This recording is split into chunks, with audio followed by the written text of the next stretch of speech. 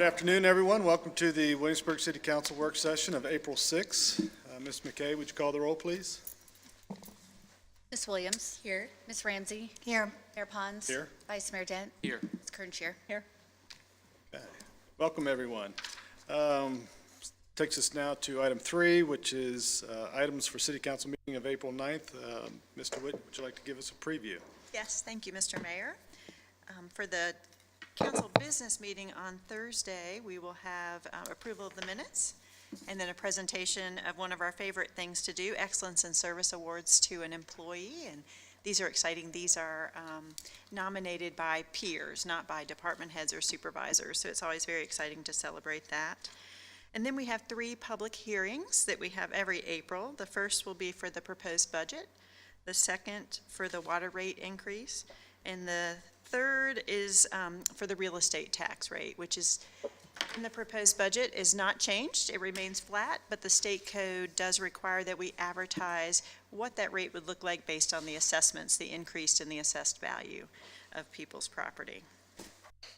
Then we have our reports, and an open forum, and then we have some new business.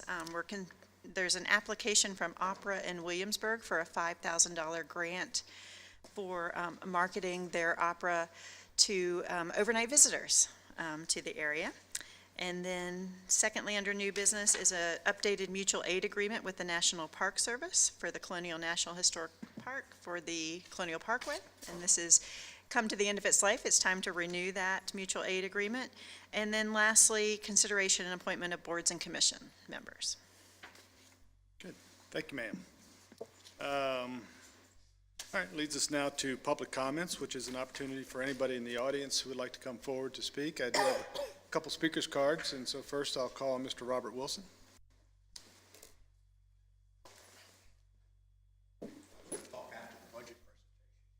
Well, there'll be another open forum. What's that? There'll be another open forum if you'd like to wait till then. I'll go ahead and talk now. Okay. It's Robert Wilson, 22 The Palisades. So, my comments have to do with the budget. And, looking at it, it appears the city's been cooking the books with respect to this capital improvement budget since fiscal year 2025. It's added line items not approved and appropriated by the city council, shifted funds from one project to another without city council approval, without the necessary appropriations required by the Code of Virginia. More frustrating to me is that these items have been brought to the city's attention.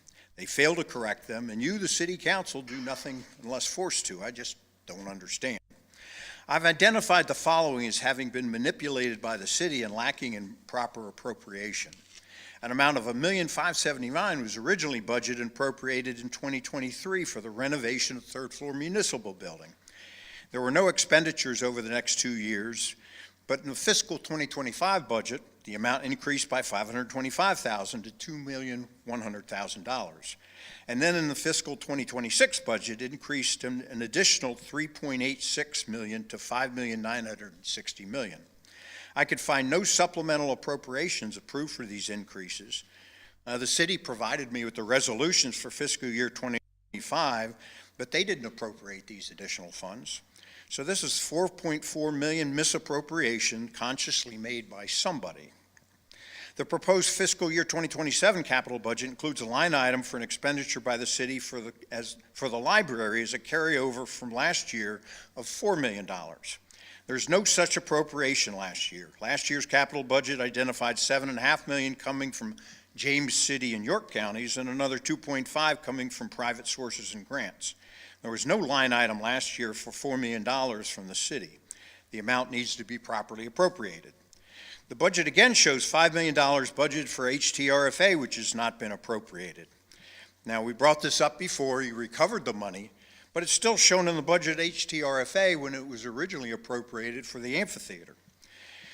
The city's attempts to explain away this payment as administrative oversight are either incompetence or a cover-up. The truth is that the redirection of this payment was a conscious strategy by the city to help fund the construction costs of the regional sports facility and delay additional debt financing, and this is what was actually done. Based on statements made by the new chairperson of the HDRFA, there's no consensus among the jurisdictions regarding this project, and the funds should be recaptured for other projects. At a minimum, change the description back to amphitheater as originally appropriated and reflect it in the proper column in the budget. There may be other instances of the city reallocating previously approved and appropriated amounts which I have not yet identified, so the city finance director should be asked, is there any other such instances? These were not oversights or administrative errors as current city leadership has attempted to portray them, but deliberate actions to move monies from one project to another without city council approval, without the necessary appropriations. Certainly, the finance manager in years of experience knew these moves were not proper, and the assistant city manager at the time knew or should have known when millions of dollars in the budget are being misdirected. Both need to explain who directed these actions, who was aware of them, and why they didn't speak up to oppose them. Certainly, the finance director as a CPA had a professional and ethical responsibility under the AIA-CPA Code of Professional Conduct. The failure of the city council to act when improper and illegal actions are brought to your attention is inexcusable. I also point out that, in my opinion, the financial statements of the city have been materially misstated for the past 2 years by the failure to disclose related party transactions between the city and the HDRFA. I have shared these concerns previously with members of the council, and again, to my knowledge, no investigation or action has been taken. As for the general fund operating budget, revenues are projected to increase modestly as a result of increases in real estate appraised values and increased taxes on hotel stays, meals, and admissions. Notably, revenues are not increasing due to an increasing population in the city, which has remained relatively stagnant for the last couple years.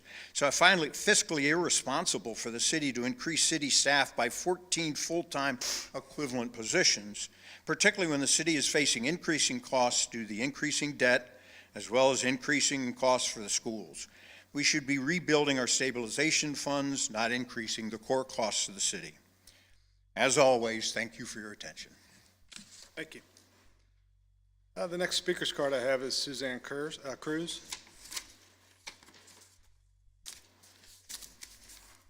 Good afternoon and welcome. Good afternoon. My name is Suzanne, and I am an escapee from California. I was the vice mayor of my town, so I appreciate your service. I know the burden that it is on each of you. But just that being said, I just want to give you a little perspective about life over in California. My little town that I ran, we had to give all of our tax money to the state, and then they gave us pennies back. That's kind of the way it rolls in California. I don't know the way it is here in Virginia, but I look at Virginia and I think, wow, I'm now in the place where it all began, where they had no taxation without representation. And so when I got this letter in the mail that we're going to increase more taxes, I thought, well, where's the pushback? The Virginia Constitution of 1776 reflects an early American commitment to limiting government overreach. And the Virginia Constitution actually our founders copied our federal Constitution after the Virginia one because they were so impressed by it. If I may conclude, including concerns about excessive taxation and the protection of citizens' property and business. Rooted in principles of God-given rights, it emphasizes that government exists to serve the people and not to burden them unfairly. Again, your Virginia Constitution. And that individuals are entitled to the fruits of their labor. This foundational document echoes an idea that respecting hard-earned wealth and preserving personal liberty are essential to a just and moral society. That's section 1, 2, 3, 6, 12, and 16 of your Virginia Constitution. But when I did get this letter, it did say we need. And when I look at my town in California, there was potholes everywhere and buildings are collapsing. So I think you have to ask yourself, compared to what? I drive around here in Colonial Williamsburg, I see fabulous government offices, beautiful roads. And so I do wonder what is a want and what is a need that has been outlined by the city manager. I know our city administrator actually got $300,000 a year. I looked up what your heads are getting. It's an average of about $200,000 a year. Does anyone question their salaries and maybe those budgets can be cut instead of burdening the citizens? California has the highest poverty rate because they've overtaxed their citizens. They have the highest homelessness and the highest gas taxes. Virginia is the state where the United States took a stand against overreaching government. Please do not try and compete with California. Thank you. Thank you, Ms. Cruz. Would anybody else like to come forward? Dr. Cranbule, welcome. Doug. David Cranbule, 201 Harrison Avenue. I got to get that straight, as I miss that sometimes. Well, my first comment is that we're very blessed with the people, the qualifications of the citizens and also who live here, and also the professionals who have offices here, maybe live somewhere else. So we have an enormous range of talent, and I hope this doesn't hurt anybody's feelings, but there are many who are as competent and as knowledgeable as city staff and the five of you, and some even more competent in certain areas. So my main theme has been, for the last, as I've had time to think now that you've cleared the decks, so to speak, for the next decades, that we really need to form team efforts. Now, I know you're listening, and I'm going to write Pat a note about having these meetings we talk about so we can meet individually with you in a regular way. But we really need to have team efforts, and there's a whole range of things. There was about 9 things I wrote in the meeting that we're going to have at 4:30 for the neighborhoods to move forward, not the least of which is the loan program and trash can ordinances and all these kinds of things. But I just urge us to start forming teams of super qualified residents and professionals with you and with the city staff, and then I think we put the best people together and we're going to come out with the best decisions, whatever they are. And that actually should begin with the evaluation of the proposals for the RFP, because there are people I know, because I had a movement going forward to do a survey on land use, which involved James City County, but it sort of got put on the back burner. So there's a perfect example where nobody knows anything about what's been going on, even though it's been going on for 2 months, and citizens should be involved in the evaluation process, particularly people who are as well qualified, in some cases I would argue more qualified, than whatever's going on. So my last comment is, I was very concerned because I copied you on this Rhett and Ready, particularly the 4-person thing, because I know we're all trying to work hard to make housing affordable.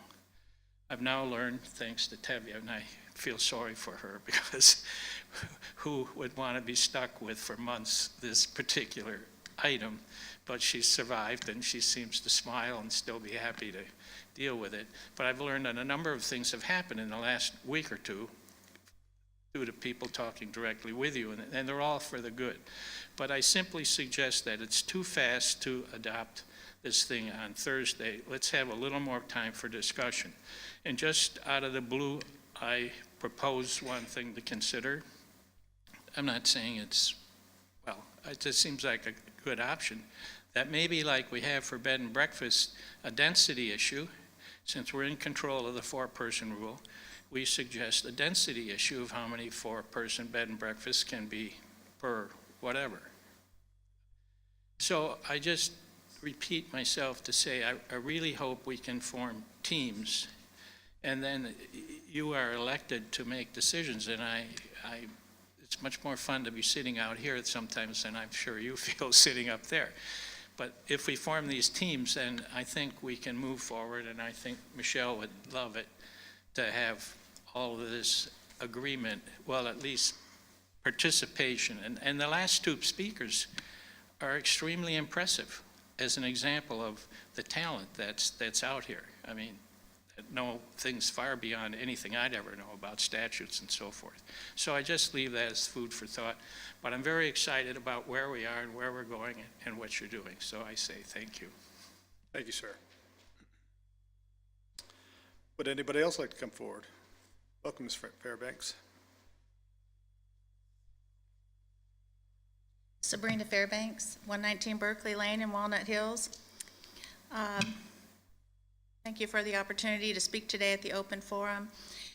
I want to let you know that and I'll speak for people here, but also we've got an informal group mailing list, about 200 residents, primarily taxpayers, who communicate, and I did say to some of them that I would come here and represent. There's lots of worry about the previous city manager's budget, which is before you now. There's worry that you have very little time to study it, get input from us, and before you vote on it in May. We appreciate that Ms. DeWitt has set up public hearings, but we're wondering if there might be some more informal hearings where it's not like this, where we just talk at you, but you can't respond, and we can't discuss it with you. So we're wondering if we might set a few of those up, either in place of a public hearing or in addition to. And I believe you can only have 2 of you there without it being a public, a formal meeting. The general feeling from this group is that you pause on the CIP projects, particularly those which have been rolled over year to year because they are still part of the budget, and yet they've never been approved. We haven't had public meetings about them. For instance, it was called initially the College Circuit Trail. The college was the primary motivator behind the Monticello Trail walking path and bike path. And then at some point, I think for grant purposes, it was changed to the Birthplace of America Trail, or an alternate route. Well, we don't even know exactly, I don't think, where it's coming in, the trail is coming into the city. So to come up with an alternate route before the main route, that is odd. But my point is that that's in the budget. I think that the city spent over $500,000 studying it and looking where it's going to go, and hasn't even told the residents on that road that there's probably going to lose some of their private property. The general feeling is that you pause on projects which are based on old 2017 to 2024 surveys, including the Downtown Vibrancy Study. It makes no sense to us why you would use an old study for a new comprehensive plan.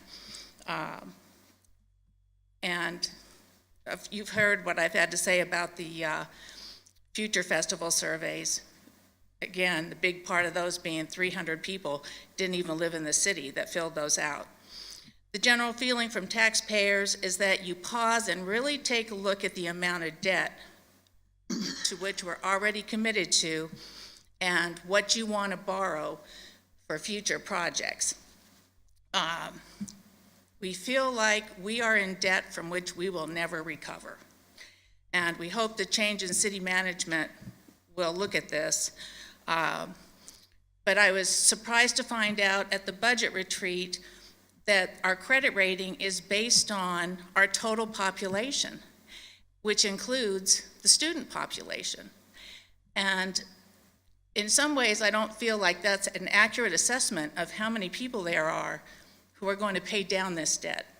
So if it's accurate that about 65% of our population are students, and this is going to be an issue for the future when we look at affordable housing, because the student population skews our poverty level rates. So our poverty level rate, not just ours, but college towns, our poverty level rates are very high because most of the students are unemployed. So I think there's something to look at with the credit rating and how that's all being evaluated when there really are very few taxpayers in the city. So I think that's all I have to say. Again, maybe we can, have some informal discussions, and I'm willing to help set those up if you have some time. Thank you so much. Thank you, ma'am. Would anybody else like to come forward?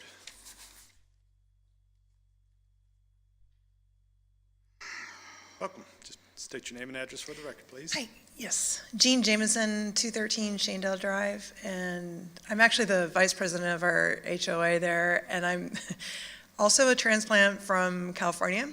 I was unwilling going there because I was transferred in the Navy. I actually was stationed out here in 91, and ended up in San Diego and later that year, and just always wanted to come back.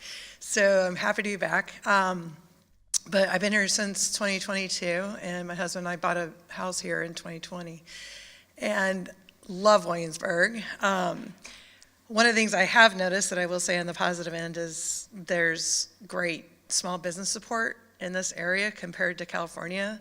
It's really awesome, so I'm really enjoying that aspect of it.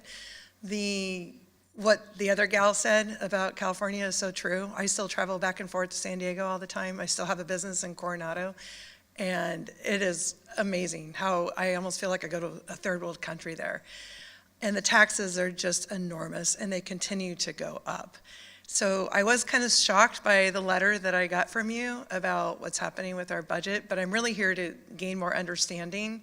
I just wanted to echo what the gal said from California, because it really is bad there. The streets are horrible.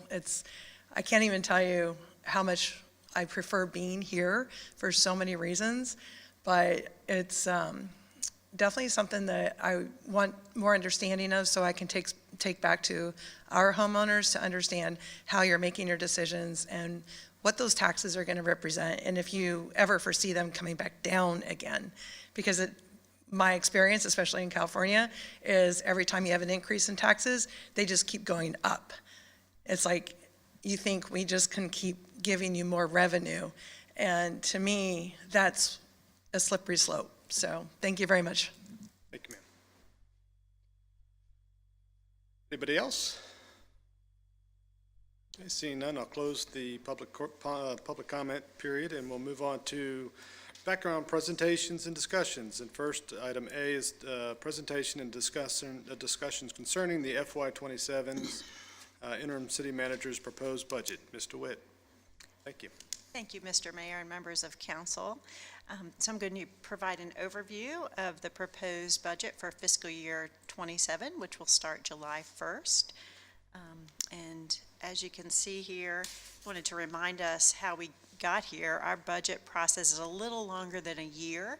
You can see we start in October with... Mr. Witt, can you just maybe pull that microphone down a little bit? Sure, absolutely. I'll lean forward. Thank you. Our budget process is a little bit longer than a year for each of the fiscal years. It starts in October with outside agencies and departments of the city and constitutional officers submitting their requests for the budget. That is taken in by the finance department in the city manager's office, and by February we have a budget retreat with city council, a public meeting where we talk about the first look at where requests are versus where revenues are projected to be. In March, and happened last Monday, the city manager's proposed budget is proposed.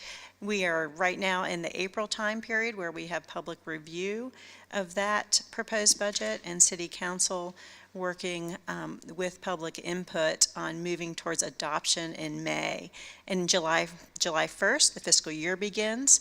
In August, we look at mid-year adjustments based on last year's budget, and then an audit in October, and the annual comprehensive financial report is done in November. So just to remind you where we are in that 13-month period, we're in April now, where it's public comment on the budget.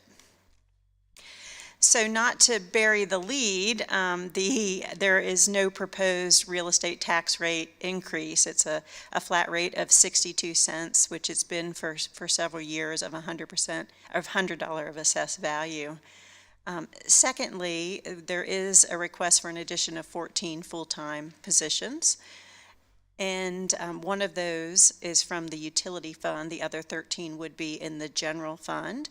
And then lastly, as we discussed last year, our water infrastructure needs modernization. So we're working on a 10-year plan to modernize that infrastructure and borrow some money to do so. And we are projecting water rate increases as we proceed through that. I'm going to dive into detail on all three of these issues and a few other things as I move forward.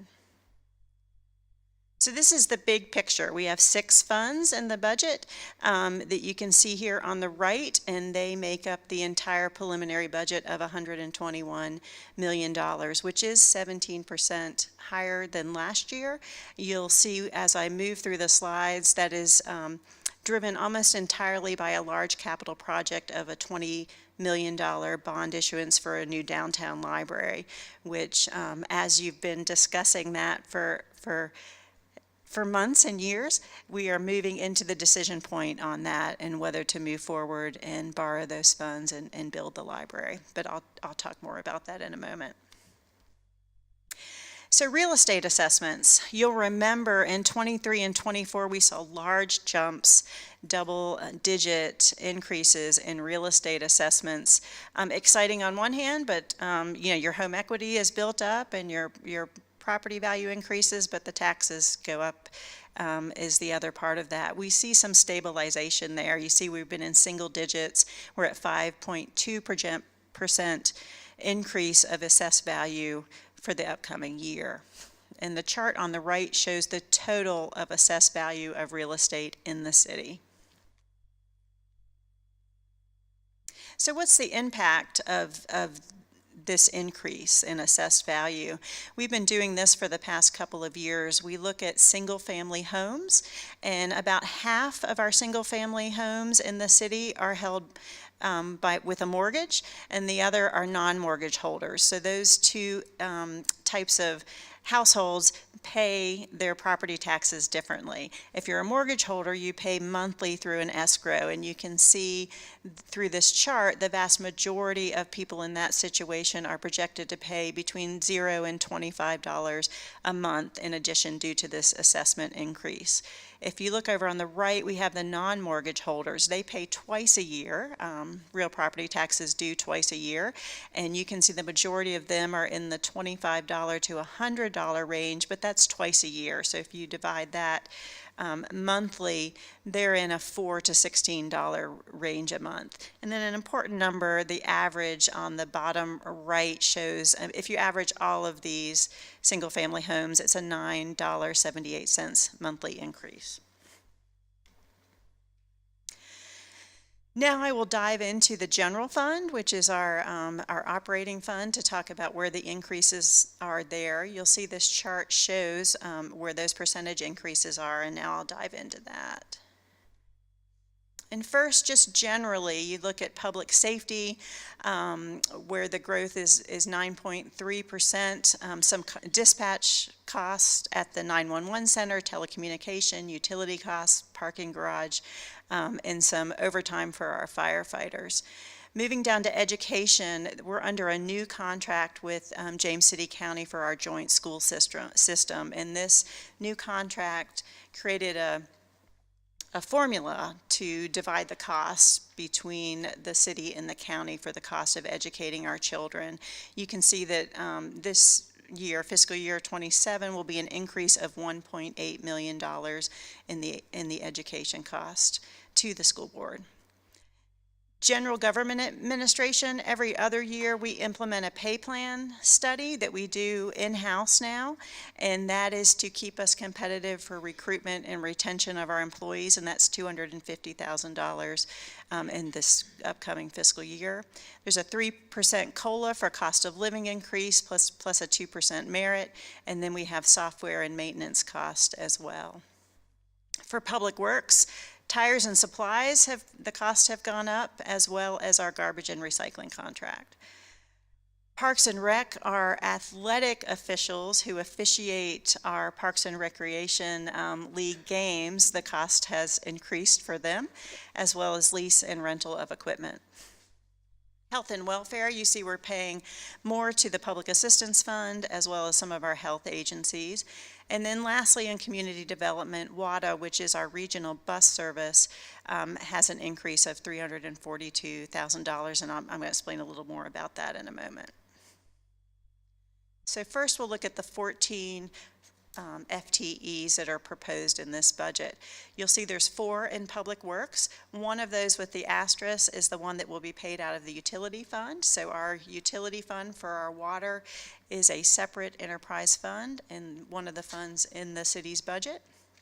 Police are requesting 3 employees, fire also 3, Parks and Rec 2, City Manager's Office 1, Planning and Codes Compliance half a position, and I will note that this was scheduled due to the Rent Ready proposal that you'll be discussing later today, and then Commissioner of the Revenue's Office, a half-time administrative assistant.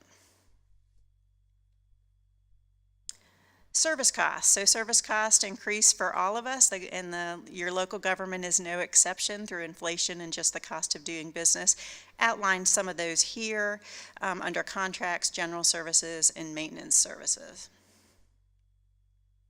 And then outside agencies, I mentioned earlier that WATA, our regional bus system, did request a $342,000 increase this year. So that's the bulk of our outside agency increases. I do want to point out that last year they made this same request, and the proposed budget that you considered last year included this request.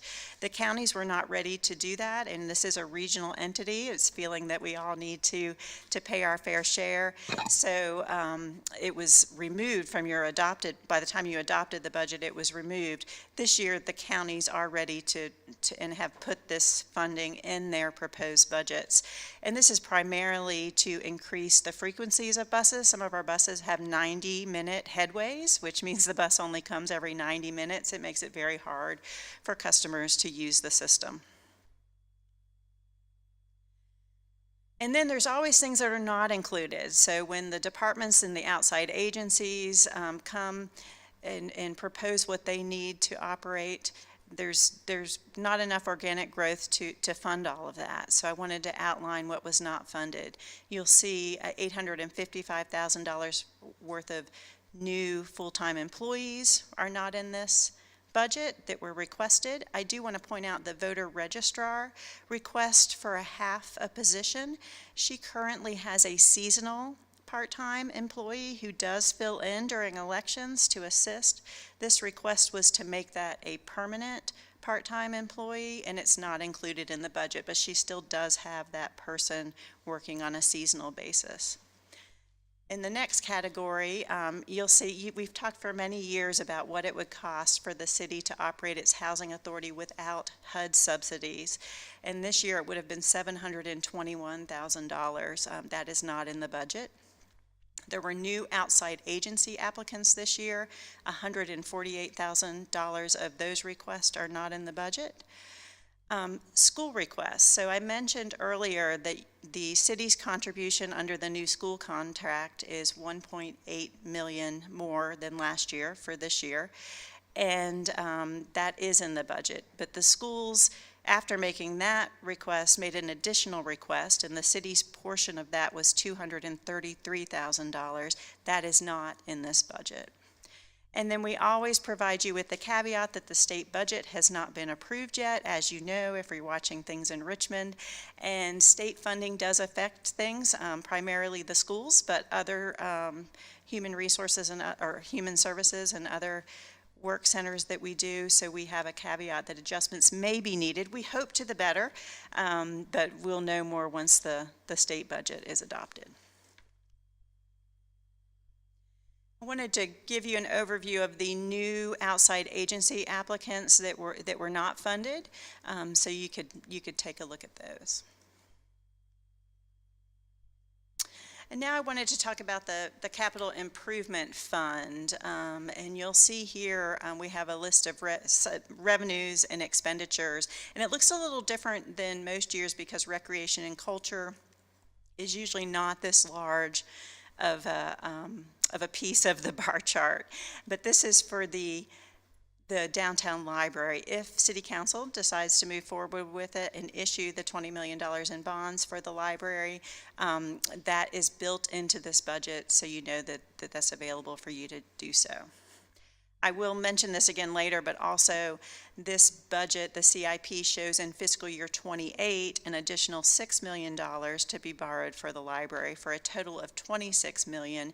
You'll remember from our public discussions that FF&E in a library would be the additional $6 million. So I didn't want supporters of the library to think we did not recall that. The $26 million is built in. We just would not need to borrow that until fiscal year '28. So what's included in the CIP? Wanted to call it, there's many things in there, but wanted to discuss a few with you. One is the Lafayette Street reconstruction. This is a corridor in the city that really does need attention, has needed attention for a while. It still has overhead electrical wires, and we applied for state funding from VDOT for this project maybe 8 years ago. It's been quite a while, and that program takes 8 to 10 years until the money is available. And now that it's time to build that project, it costs $2.7 million more than was budgeted when we first applied for the funding.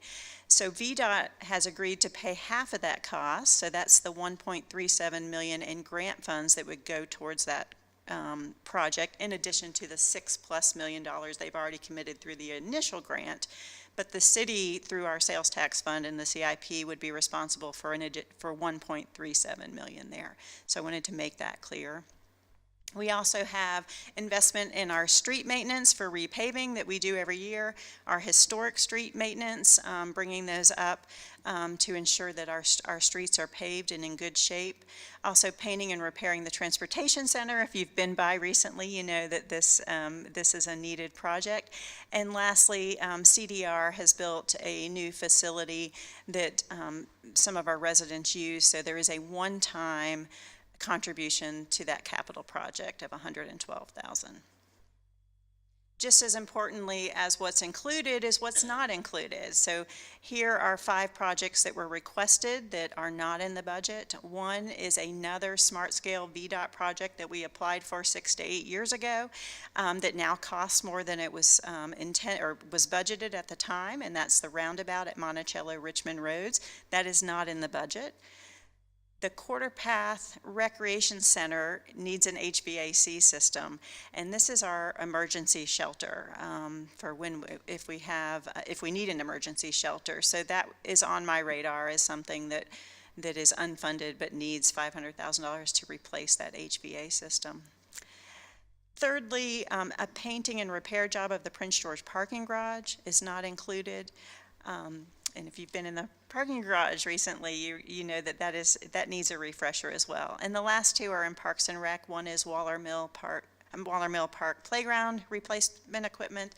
That playground was installed in 1998. We can no longer repair it, needs to be replaced. And then the softball field lighting at Kiwanis would move those to LED, much more energy efficient and better lighting at that park. So I share this not saying it's an easy decision, because anything you choose to fund means something else. Right now the budget is balanced, so realizing that anything you want to take off the unfunded list would require removing something from the funded list. And then I promised that I would dive into the new library, and this is budgeted for a $20 million bond financing in fiscal year '27. So that is built into this budget.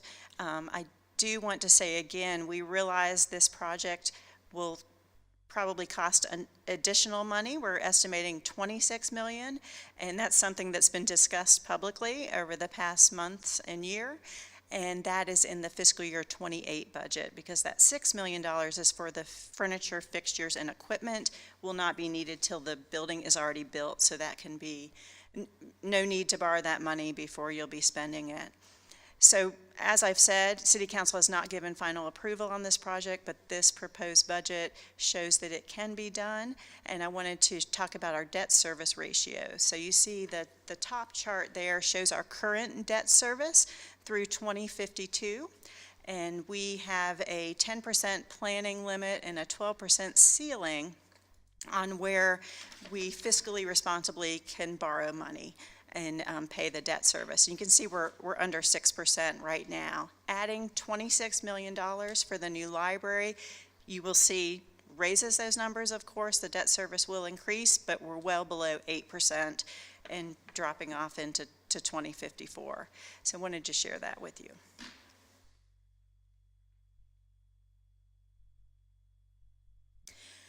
And now I wanted to talk about the last item from my first slide is about our water rate. So we're proposing a 7% water rate increase this year. And you can see where this places typical users. We have residential users at the low, mid, and high end here, showing how much a 7% increase would change their monthly bill. We also included commercial users, which use far more water and have a higher bill, and what that 7% rate would do there. And then just as importantly, we always look at how do we compare regionally with our water rate. And even with this 7% increase, you can see that we are still second from the lowest in terms of cost, right above Franklin at $90, very, very competitive within the Hampton Roads region. I'll also explain why there's not a yellow bar on we do not charge for the sewer portion. So some localities charge a sewer fee to get the sewage to HRSD, who does the treatment of the sewage. We do not charge that fee, so you can see, but we still do that work. Don't want you to think we're not doing that work. So we are still collecting the sewage and getting it to HRSD safely. So I will say, before I talk about feedback, 62 cents per $100 of assessed value, we are still the lowest tax rate of any city in the state of Virginia, so very competitive. As I was talking about water rate being competitive, I wanted to mention that about our real estate, our real property tax rate as well. And so we have 4 opportunities for feedback from the public here in public meeting sessions. Also, everything in the budget, all 400 to 500 pages, are on the website. You see the address here. We also have a tool called the Balancing Act that we use, that each citizen can use to increase and decrease expenditures and revenue in different areas to get a feel for what it's like. As I mentioned earlier, we'd all love to be able to build and do everything, but it's about priorities and what can we afford. So that gives citizens a good chance to do that exercise. And I am happy to answer any questions. Well, first, thank you, Mr. Witt, for getting this all prepared for us in short order. We know we threw you into the fire, and thank you for sticking with us to get us done and making some alterations to your proposed budget. So I guess first I'd like to, if I may, ask about the 14 FTEs, and in as much as you can explain in more detail what we hope these positions can accomplish for us over and above or in addition to what we're doing today. And I see we have Public Works here and our police chief, who's been asked for 6 and only got 3 in this proposed budget, but then also fire if the chief's here. So if you or any one of them want to come up and maybe just talk about it from Absolutely. department's perspective. I would suggest those department heads who are here, if y'all would like to come forward and explain your request. Start with Chief Dunn. Chief? Certainly. Thank you, Mayor, Vice Mayor, members of council. Nice to see everyone. So, as you know, I think this is our 4th year that we've requested 6 additional police officers. And our thoughts are, and I know you also hear from citizens who feel like, hey, we wish that there were more presence to deal with whatever issue it is that we may be dealing with. Sometimes quality of life, sometimes more serious issues. And I would say that largely, you know, if you really peel back the layers, that comes back to the level of staffing that we have 24/7 on our streets. Right now, our minimal staffing is 4. It's been that since I've been here, and I suspect for probably some years since before I got here. I feel like 4 is a very small number for a city of our size with the calls that we have, with the volume of incidents that we deal with. And so my request, again, now I think for the 4th year in a row, has been to increase that minimal staffing from 4 officers, including the supervisor. That's not in addition to the supervisor. That includes the supervisor, lieutenant and/or sergeant. But to increase that patrol staffing from a minimal staffing perspective of 4 to a staffing level of 5. We have 4 squads, and so we feel like 6 personnel is approximately what it takes to allow us to make that additional, committed minimal staffing. And when we say minimal staffing, that means that there's a real hard line there, except under really exigent circumstances. We have to have that minimal. Right now, 4, but the 6 personnel would allow us to take that patrol personnel 24/7 to 5. One example that I'd just like to share without maybe speaking too much on it, but as you know, there are certain areas of the city at certain times where there's an increased pedestrian activity. We staff that currently from those peak hours when we know the activity is at its height, and both to keep folks safe, but also to encourage positive behaviors and discourage negative behaviors. Right now, we have 2 personnel extra that we're paying overtime for to be in those neighborhoods to try to help, again, keep folks safe, but also curb some of the behaviors that we don't want to see. And then there's a 3rd police officer that the delis are funding at a particular vicinity there, which affects this greater area.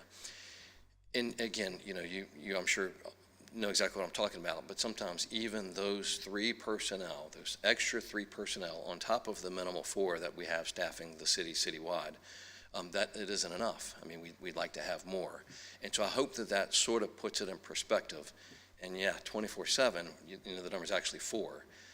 And so I do feel like having that 5th officer available around the clock, I think would be extremely beneficial to our community. And I really do. I think that would be, so that's why we've requested 6. Happy to answer any questions. Yeah, thank you. So any questions? Yeah, Chief, when you talk about to guarantee that maximum extra person is why you requested the 6, is that correct? So they're all for court, sick leave, annual leave? Training, that ensures that you get the extra officer Right. as your minimum. Correct. Yeah, there are 4 squads, and so when you figure each added staff member by, HR professional type standards is 0.75 equivalent of a full-time officer, right? So, it isn't necessarily it isn't 1 for 1. We feel like with 6 added personnel, we could accomplish 4 full-time, 4 added positions to our minimal staffing number for uniform patrol. I just had a quick question. It's really a clarification because I know sometimes we get in our lingo, but I just want to make sure for anyone listening that when you say 4, right now, I understand that's 4 per shift. Tell me what the 4 is, because I just want to make sure we all understand that when you say we've got 4 at a time, what do you mean? Yep. No, thank you. I know this very well, and I assume everyone knows this very well. So we have 4 squads. And each of those squads work 12-hour shifts, either 12 hours daytime, 12 hours nighttime. And right now, each of those shifts are assigned a number of personnel, and the minimal number of personnel that we have working at any one time is 4 police officers. Police officers could mean sergeants or lieutenants or officer, but 4 different sworn officers is our minimal standard. And so that is my request, to go from a minimal standard of 4 to a minimal staffing of 5, so that at any given time, 24/7, every squad is required to have 5 police officers, again, including a sergeant or lieutenant, right, patrolling our community citywide. Okay, good. Hope that makes sense. No, it does, and I actually already knew the answer, but I just wanted to make sure that everybody else, did as well.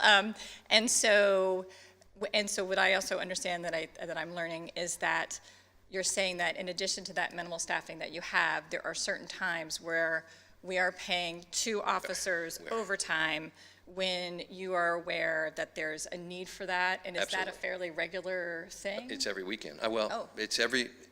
It's every weekend when school is in session. Okay. And that's not including all of the mini weekends, that we're also doing special events and that sort of thing, which, as you know, there's no way we would have the staff to support those with a dedicated presence. And so most of those require officers to also work overtime. Unfortunately, we are in a situation, we have been for a long time, and this isn't going to fix that, but where, most of my officers, the way our patrol schedule works, you work a 3-day weekend or you're off a 3-day weekend. It flip-flops back and forth with 4 squads. That's the way it works out, and that's pretty much a standard in law enforcement today. And, but unfortunately, because of the mandatory overtime and, mandatory overtime as a result of special events or whatever extra patrols we might need, most of our patrol staff really don't have a full weekend off. I mean, they're pretty much every weekend they're doing something, unless they're out of town or they have some other thing where they're working. So this would help ease that a little bit, but it isn't going to completely fix that. If I may. Thank you. So your request is 6? Yes, sir. And that would give you the 5 on That's a correct. shift. Minimal staffing of 5. Right. What is being presented or proposed is 3 Correct. new officers.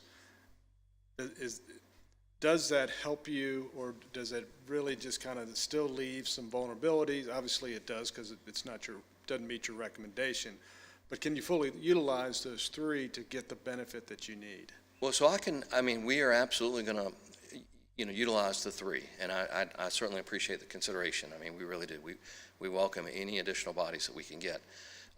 We've been racking our brains to try to figure out how we might be able to, have something where maybe during key times we've increased that minimal staffing, or, we're going to be as creative as we can be. But on the surface, I'm not going to be able to promise you that guaranteed minimal staffing of 5 24/7. But we are certainly going to take advantage of the added personnel and be as, judicious as we can be with that.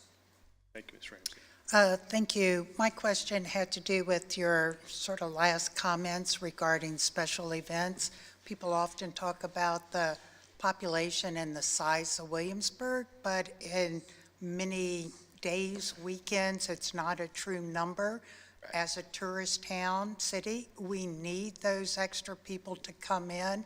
And so your police officers are here to assist someone, whether they're a resident or a visitor, and also for the events. And I would think that having the extra personnel would help some of the strain on overtime that your officers are currently undergoing.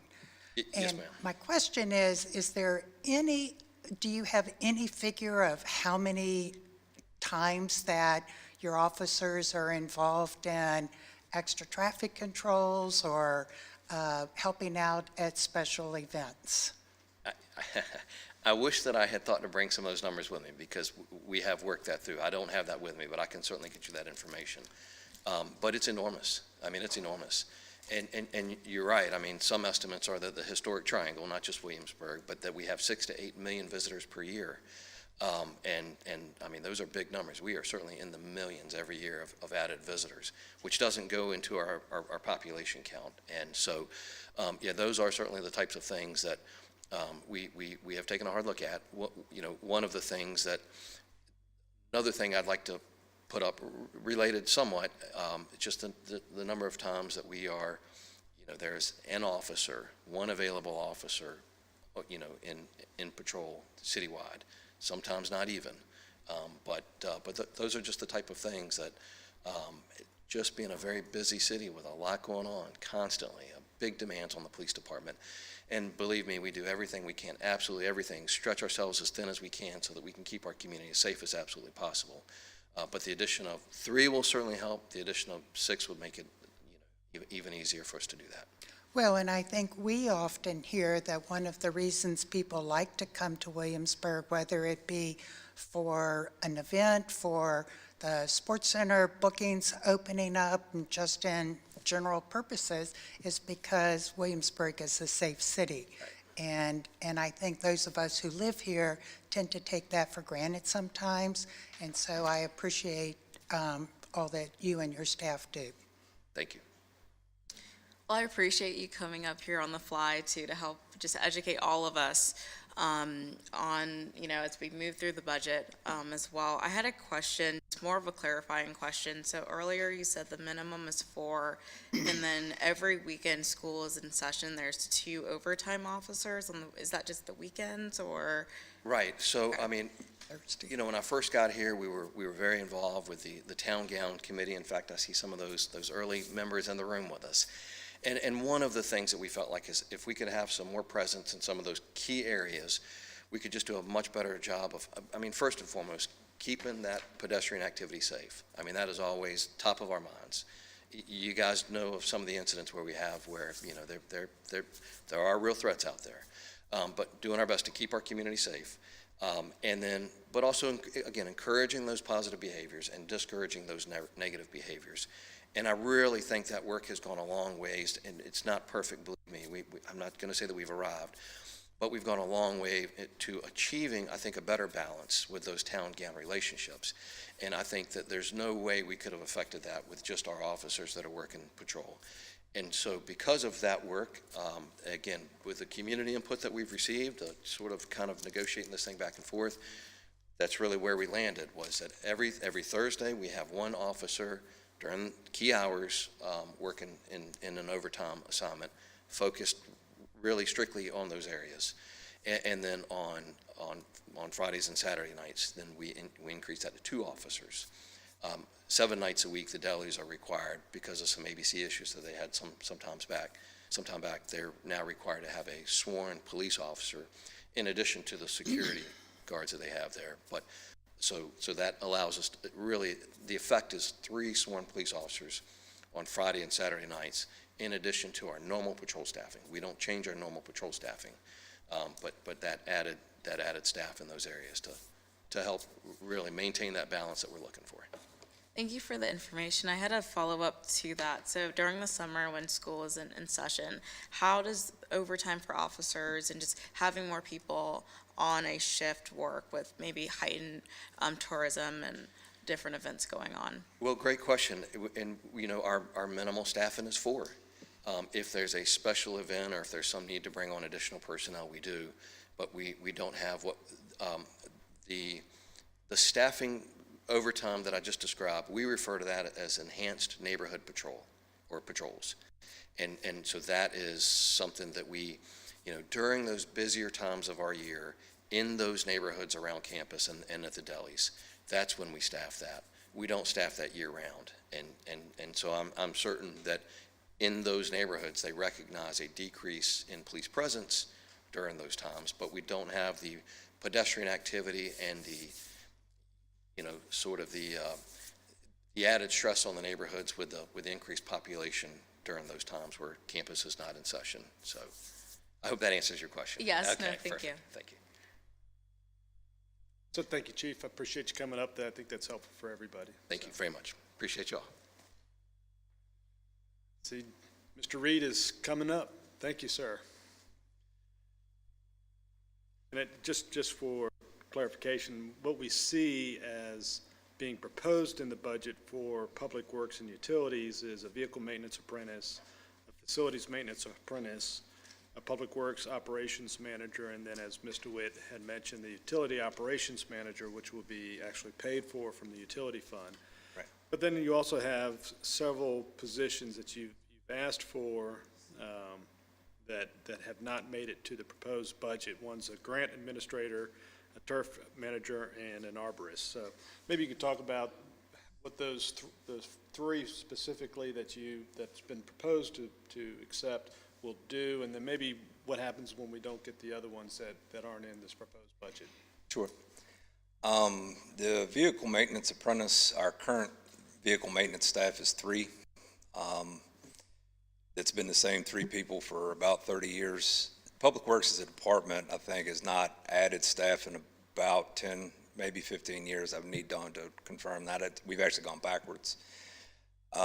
We had one of our staff members go out for a month this year, and so we only had 2 working on the fleet. The fleet has grown 40% just in the last 10 years, and pure and simple, we can't keep up. I think police and fire can attest that our turnaround times aren't what we would like. With 2 to 3 staff members, it's kind of hard to squeeze much more work out of them. We wouldn't want to do that, obviously. Our facility maintenance team is 2.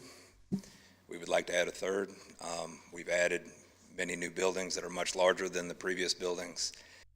Again, if someone was to take a vacation and we need to address ants in the new police department, we only have 1 person to do that currently. The 2 operations managers is a little deceiving. It's what we would do is promote from within. We have 7 qualified superintendents. We have more than enough talent in-house to find 2 operations managers in-house. And so what that would do is we would promote from within, and then we would backfill those positions. So it's a little more on par with what the other departments are asking.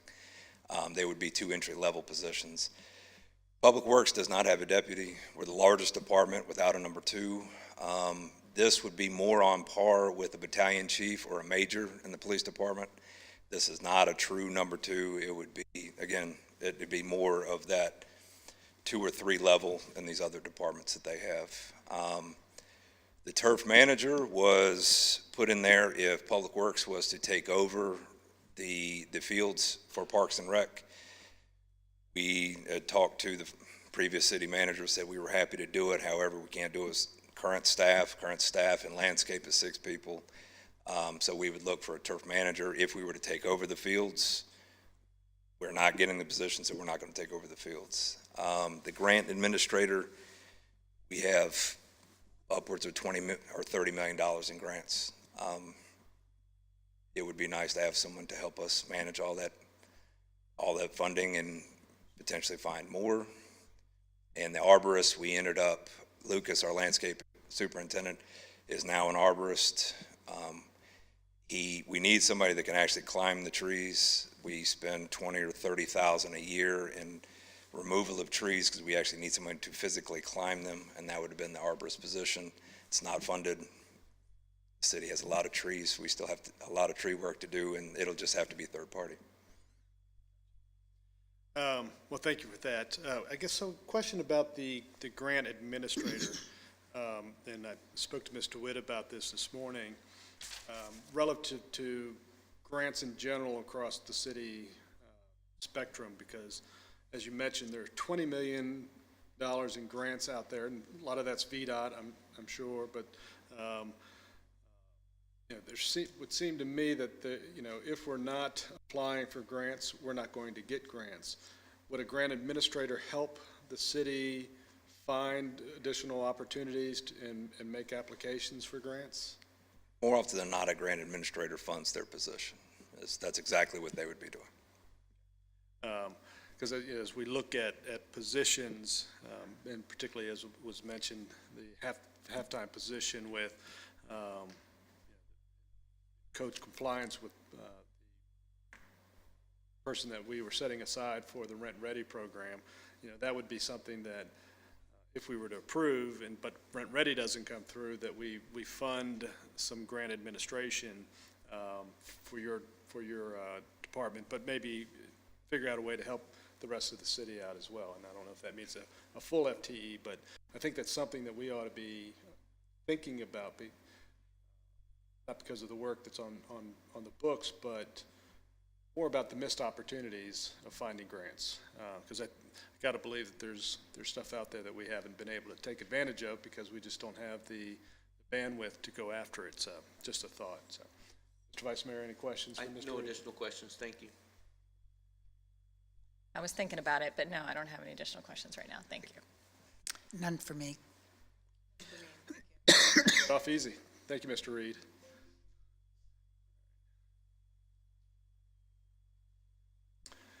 Shinky, welcome. Here to talk about fire and rescue. Is it on? It's on? Okay, just making sure, sorry. Good afternoon, I'm Sierra Fensky, I'm the Battalion Chief of EMS for the Fire Department. Chief Snyder was unavailable today, so I am here in his stead, so please go easy on me. So our request was for 6 additional positions, but 3 of which are funded in the budget. So those 3 positions would allow us to add a second captain to each operational shift.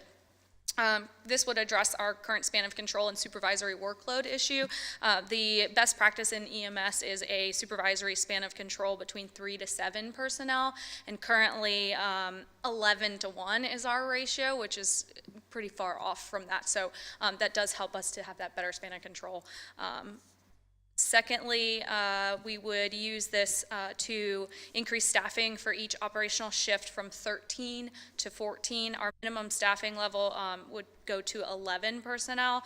So this additional staffing would allow us to eliminate our cross-staffing model, which you may be familiar with, where right now we either run the ladder truck when it's in service or a medic unit. This would allow us to staff both all the time. So the city would always run 2 ambulances, a ladder truck, and then our engine, as well as the battalion. This supports progress towards the industry standard for a 1.3 staffing multiplier, which just allows us to cover overtime for leave, training, holidays, and other absences, so that there's no service distribution. We can always have that minimum of 11 and not have to use our overtime budget. And then the last thing is we would use this to help cover those other 3 positions that were unfunded in the budget, which would help me in my position. We also had a request for the 3 positions to add EMS supervisors to our department. So currently we do not have an EMS supervisor. We are utilizing James City's EMS supervisor when they're available to come and supplement us. And additionally, you guys are aware, we had to take over our own pharmacy program and drug box system last year, and most departments are hiring pharmacy techs and additional positions to fill that because it is a full-time job requirement. So these positions would, 1, help with our increase in critical acuity of patients, which is about a 66% increase in the severity of the patients that we're treating. And then our department is very progressive, and we provide some of the best level of care to the residents of the city of Williamsburg. So it allows a supervisor to be there to help facilitate that high quality care. So we would assign temporarily these 3 captains positions, some of those roles. They would help me to manage the drug box and pharmacy program. They would help with QA and QI, and then they would help with training to better ensure that we're meeting all of our department goals. So, questions? Thank you. So your department spends a lot in overtime as well. Yes, we do. Yeah. Mr. Vice Mayor? any- I missed the part, so it would bring your minimum staffing to 11? Yep. Okay, thank you.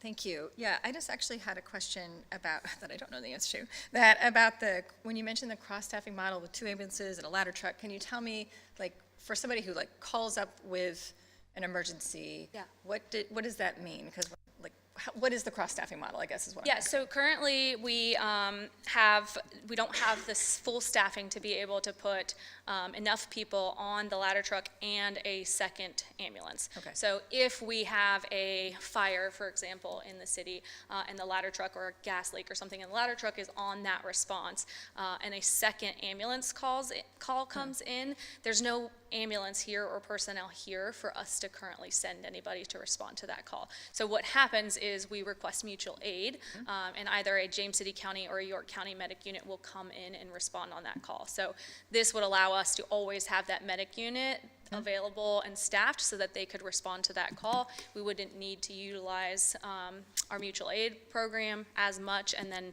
our residents would have a faster response time. Okay, thank you about that. That's really helpful to know. And then I also sat up a little bit straighter when you mentioned the increase in severity of what you are responding to. Yeah. And can you just talk a little bit more about what that means? Because I think it goes back to this idea of what's changing, like why more, right? And that's the great question that we should be always asking that. So, sometimes the metric might be change in population or change in number of people coming to town, but this is a metric that is kind of underneath that I don't know about. So what does Yeah. that mean?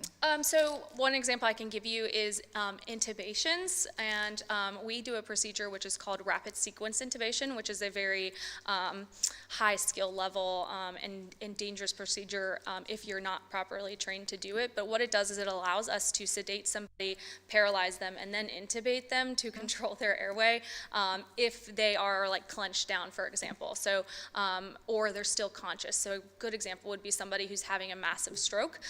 They usually will clench down or become so obtended, but they're still conscious, and we are not able to protect their airway. So we do that procedure in order to control their airway and to intubate them.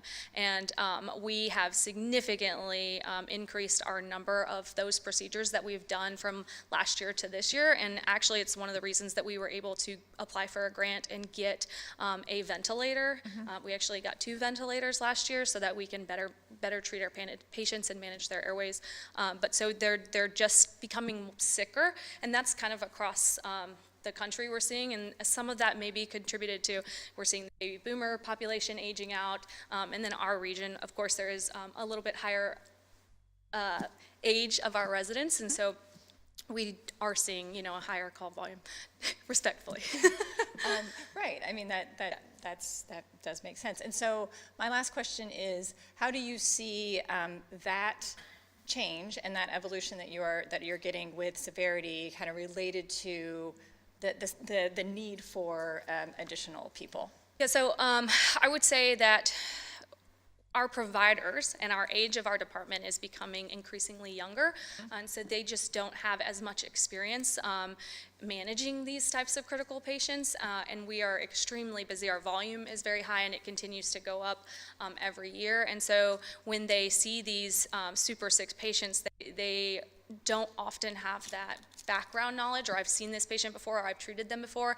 And then, like I said, we deliver high quality of care. And so I'm asking them to do things that historically were only what a critical care paramedic could do versus just a standard paramedic level provider. And so that EMS supervisor position would really give somebody who has that experience, has been in the field for, several years practicing as a paramedic and has seen these sick patients and has that strength and training and education and just job knowledge to be able to help facilitate those dangerous and high-risk procedures. Great, thank you very much. Thank you. Good explanations, good questions. I don't have any additional. Thank you. Ms. Williams? Thank you so much for all the information you've provided so far. I did have one question, just more of a clarifying question again. With the 3 FTEs currently approved, does that get us to the 11 minimum, or is the 6? Okay. Yes, no, the 3 currently would get us to the 11 positions, which would allow us to go away from the cross-staffing model. Oh, okay. Well, you answered all my questions. Thank you. You've done well to put in our minds that if we don't do this, somebody could get hurt even worse or potentially die if we don't fund these positions. Absolutely. So that it puts a pressure on us, so thank you so much. Thank you. Okay, I see Ms. Hutton.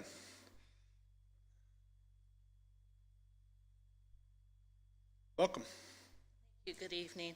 For Parks and Recreation, I have requested 2 full-time employees. The first one is a sports tourism coordinator, specifically concentrating on our outdoor activities. So this year we have 29 sports tourism softball tournaments scheduled, which is a lot.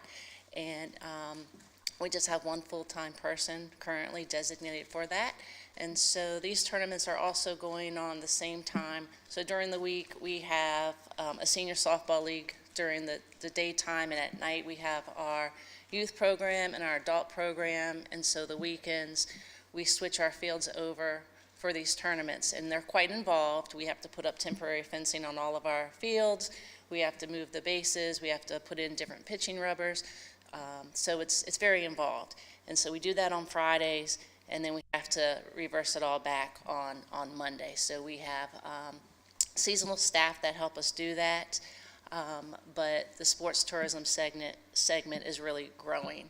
And so to help avoid staff burnout, we really need that extra person because whether that person is physically on site, they're on call every weekend as well. So we like to go above and beyond for sports tourism. So that's the reason we like that position. Second position is an assistant park manager for Waller Mill. Right now we have one full-time position. Everyone else at the park is considered seasonal. And so adding that additional person will help with some continuity of leadership and will allow the park manager not to be there basically all the time, because we're open 7 days a week.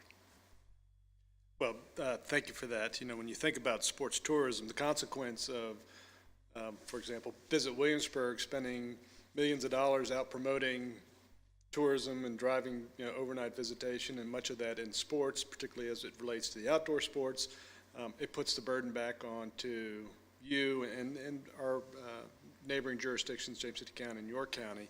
And I hear firsthand sometimes the conflict between somebody selling a group and then that group coming and having expectations of the fields or the indoor courts and those types of things, and that falls back onto you.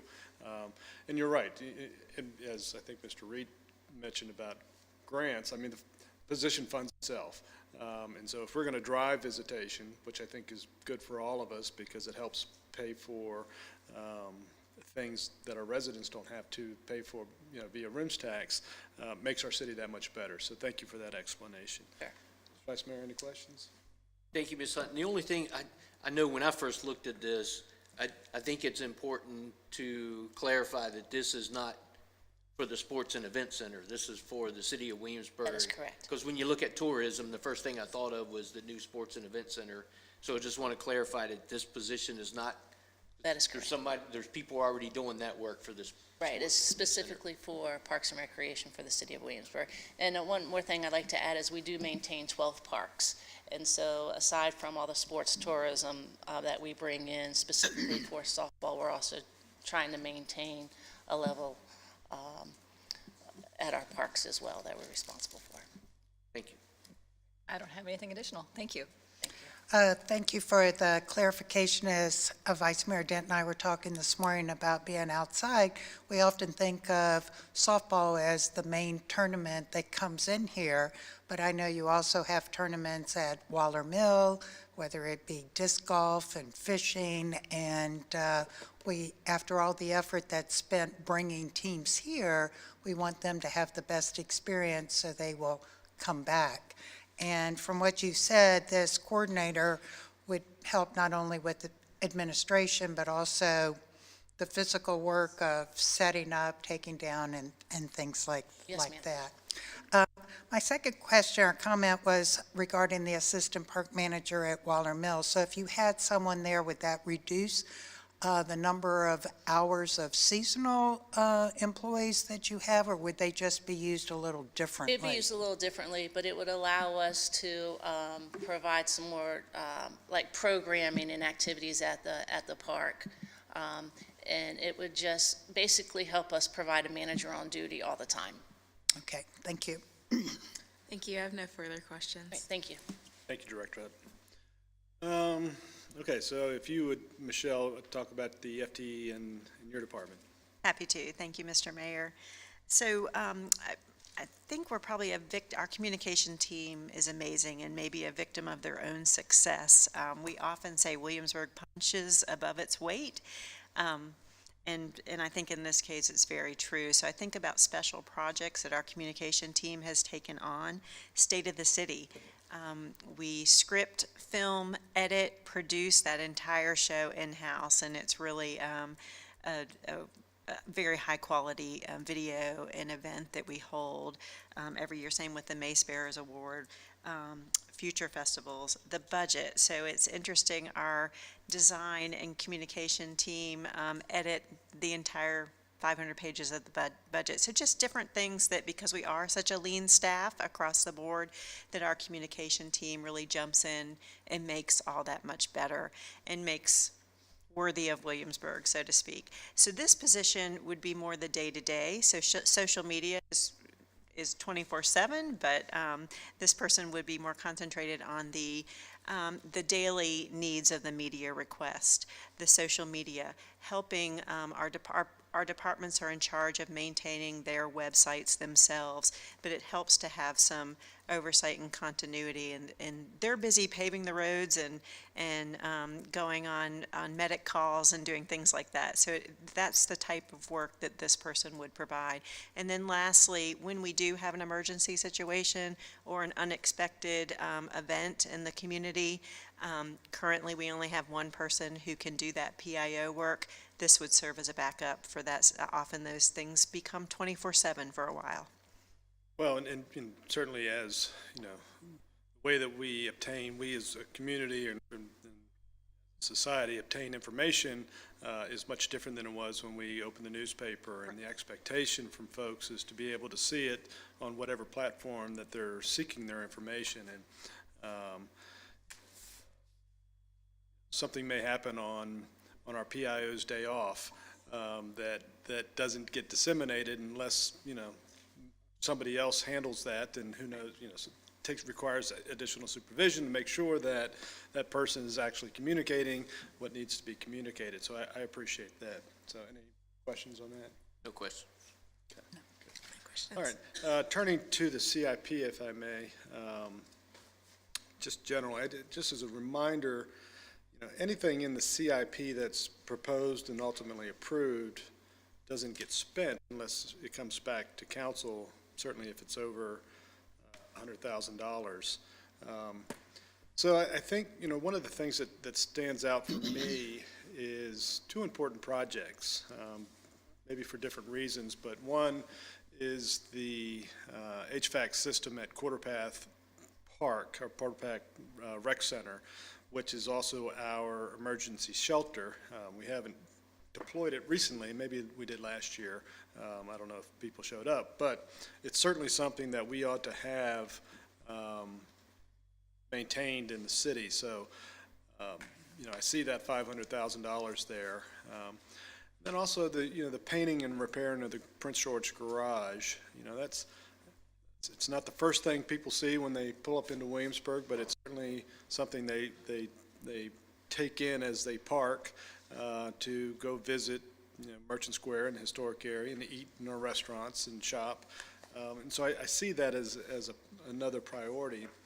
And then I also recognize that if we put those in, how are we going to raise revenue to achieve those, or how are we going to adjust cost? And so then I guess my question goes to, for example, the Lafayette Street Maintenance Fund, or the Lafayette Street construction.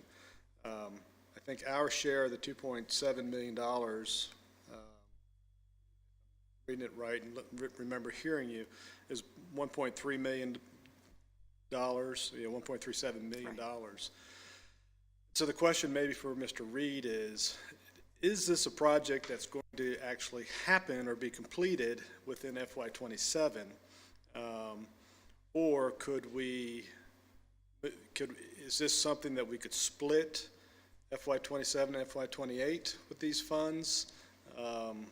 Or is it something we can move to 28 if we don't believe that we're going to get started on this project in FY27? We could potentially spread it out a little. We would just need the full funding there when we began construction to start, obviously paying for the construction. Okay.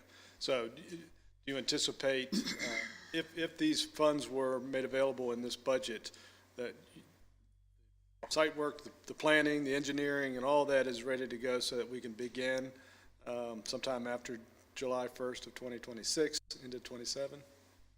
The planning aspect, the engineering aspect, I don't have it in front of me, but I believe we were not looking for construction until FY 28 or 29. Okay. So maybe am I hearing that is something that could be pushed into FY 28? Potentially. We just don't want to be ready to put shovels in the ground and then not have it approved. Yes, sir. So I get that. All right. Thank you for that. All right. So anyways, I say that, recognizing that in order to start the project, he has to have the funds approved. And so that may change that. But All right, so that's all the questions I have, really. You know, those two items really stand out at me. I'd like to see how we can maybe accomplish that through manipulation of the CIP, maybe that's not the right word, reorganizing the CIP. And I'm certainly not proposing that we find new revenues. Questions? Yeah, thoughts on the budget in general? You don't have to follow Yeah. my trend in the CIP. Yeah, thank you to all the staff that came forward to talk about the FTEs, because as you can imagine, if in the community they pick up the budget and look at the budget for a city this size and see 14 new FTEs, obviously there's questions about that, so appreciate everyone coming forward to speak to those positions. Mr. Witt, too, I think you said this early on, but for anyone that joined late, I think I had a couple people that mentioned to me there was a little bit of confusion about the letter when you said a 17% increase over last year's budget. They automatically thought about taxes. And you pointed out earlier, the majority of that 17% increase is attributed to the library project if approved. Yes, exactly. So I just thought that was worth Worth restating mentioning, yeah. because it's not a 17% tax increase. Absolutely. No tax increase on real estate tax or any other taxes, just a water rate increase proposed at 7%. And the other thing, every year at the budget time, I think it's important to talk about this. Could you talk about real estate tax assessments? Because sometimes there's a misconception that we as a council just pick a number and say we want to increase real estate by this number. Could you talk a little bit about what drives that change? Happy to do so, Mr. Vice Mayor. Let me flip to the slide that actually shows where we are. We have a highly trained and sought after, we're lucky to be able to keep him, real estate assessor who does a fabulous job on our assessments. And I will point out, he does this at arm's length from his department head, the finance director, and certainly from the city manager's office as well. So this is independent assessments that he does of the properties based on sales and income approach, both for commercial and residential properties. So we are blessed in the city of Williamsburg that he does this annually. Some localities in Virginia do this every 2 years or every 4 years because they just can't keep up with the work. But Mr. Green does this every year for us, and it's done efficiently and data-driven, and like I said, without any influence from the city manager's office or the finance director. So he does this based on best practice in the field. He's also, if anyone has any questions about their assessment, it's on their assessment notice, how to reach out to him and Carolyn in his office, and they are happy to meet and explain. Several of my neighbors have done so, explain how he determines the assessment, and they do generally go up. I think you will see from our chart 2013, 2014 or 2013, we actually saw a decrease, which was very alarming when you see a real property decrease. But we are on pace now, as I said, in single digit increases every year. Thank you. And then I had similar question to the mayor with the Quarter Path HVAC and the Prince George parking garage. Specifically for me, if I had to rank them, obviously Quarter Path HVAC for me would be a project that we would not need to try to find a way to fund that. And I'm sure I'll have other questions about the CIP as we continue to go through the process. Like all council members that go page by page through the manual, I gloss through it and then I go back page by page. So I'm sure I'll come back with additional questions on the CIP, but Quarter Path HVAC replacement would be one that hopefully we could find a way to fund that project this year.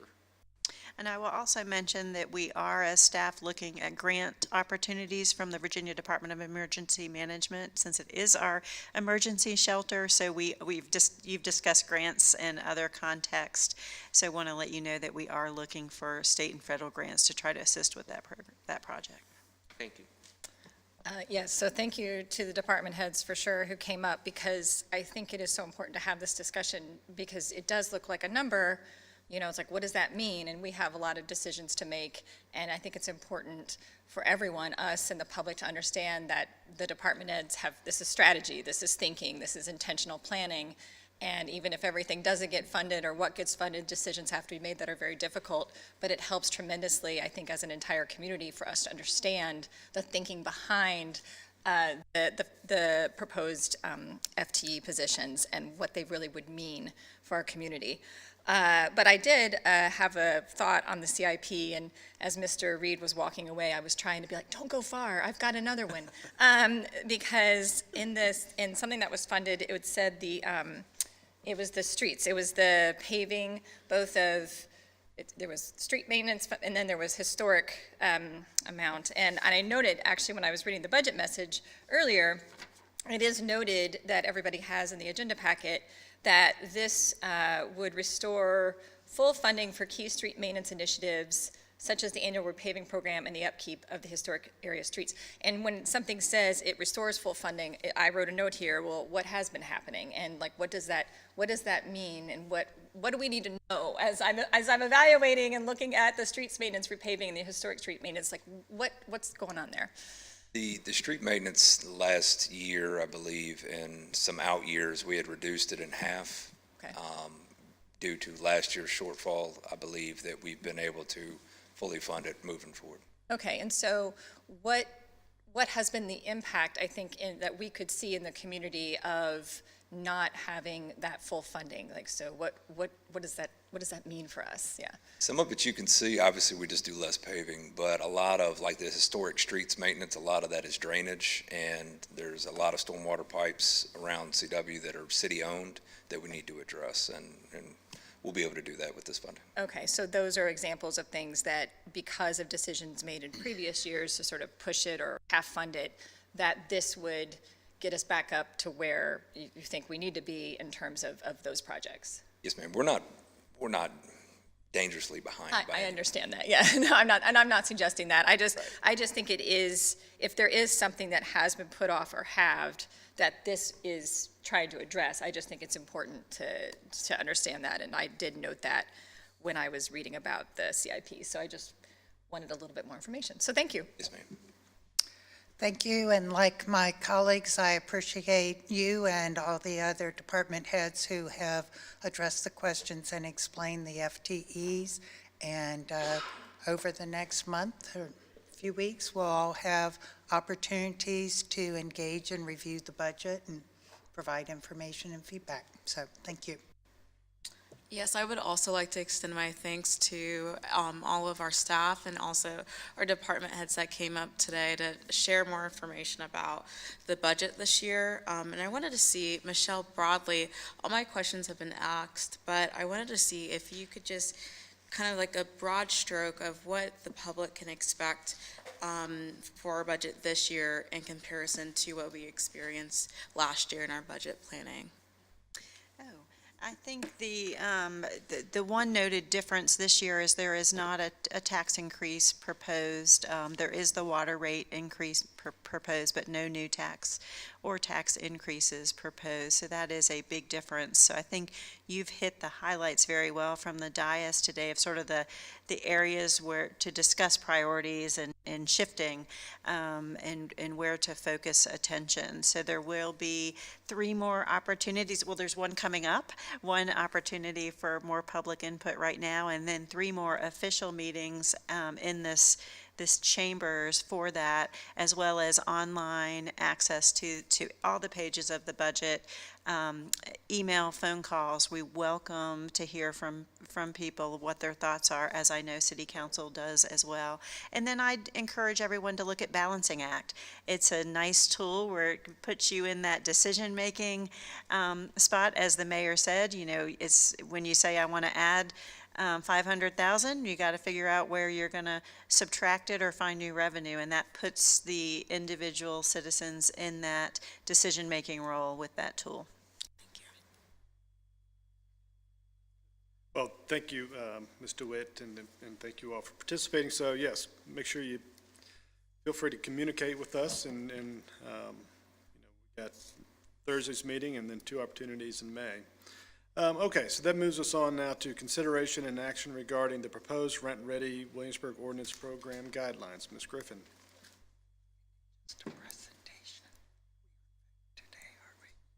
Yeah, no, this is, yeah, we're not likely to take action, but that's what it says in the, No action. yeah. That's just what it says on here, and I was reading it, so. Oh, no. So good afternoon, Mayor Pons and Vice Mayor Dent and members of City Council. My goal today is to answer questions that have arisen since your February 9th work session regarding the Rent Ready program. So I won't labor here long, but Rent Ready is a proposed rental certification program aimed to improve the quality of housing, safety, and community integration of off-campus housing near William and Mary. I think it is important to linger here for just a few minutes, just to give you some background on the Rent Ready program. In 2019, the Neighborhood Balance Committee was commissioned by City Council to address various issues such as housing, neighborhood stability, and owner and non-owner occupied units adjacent to the college. The group heard from various professionals and stakeholders, including persons from 3 college towns. That included Charlottesville with UVA, Blacksburg with Virginia Tech, and also Norfolk with ODU. And these college towns came to help us better understand their programs that they adopted to look at neighborhood stabilization issues. It was the intent of this program to require students in rent-ready housing in Norfolk. Let me go back, excuse me.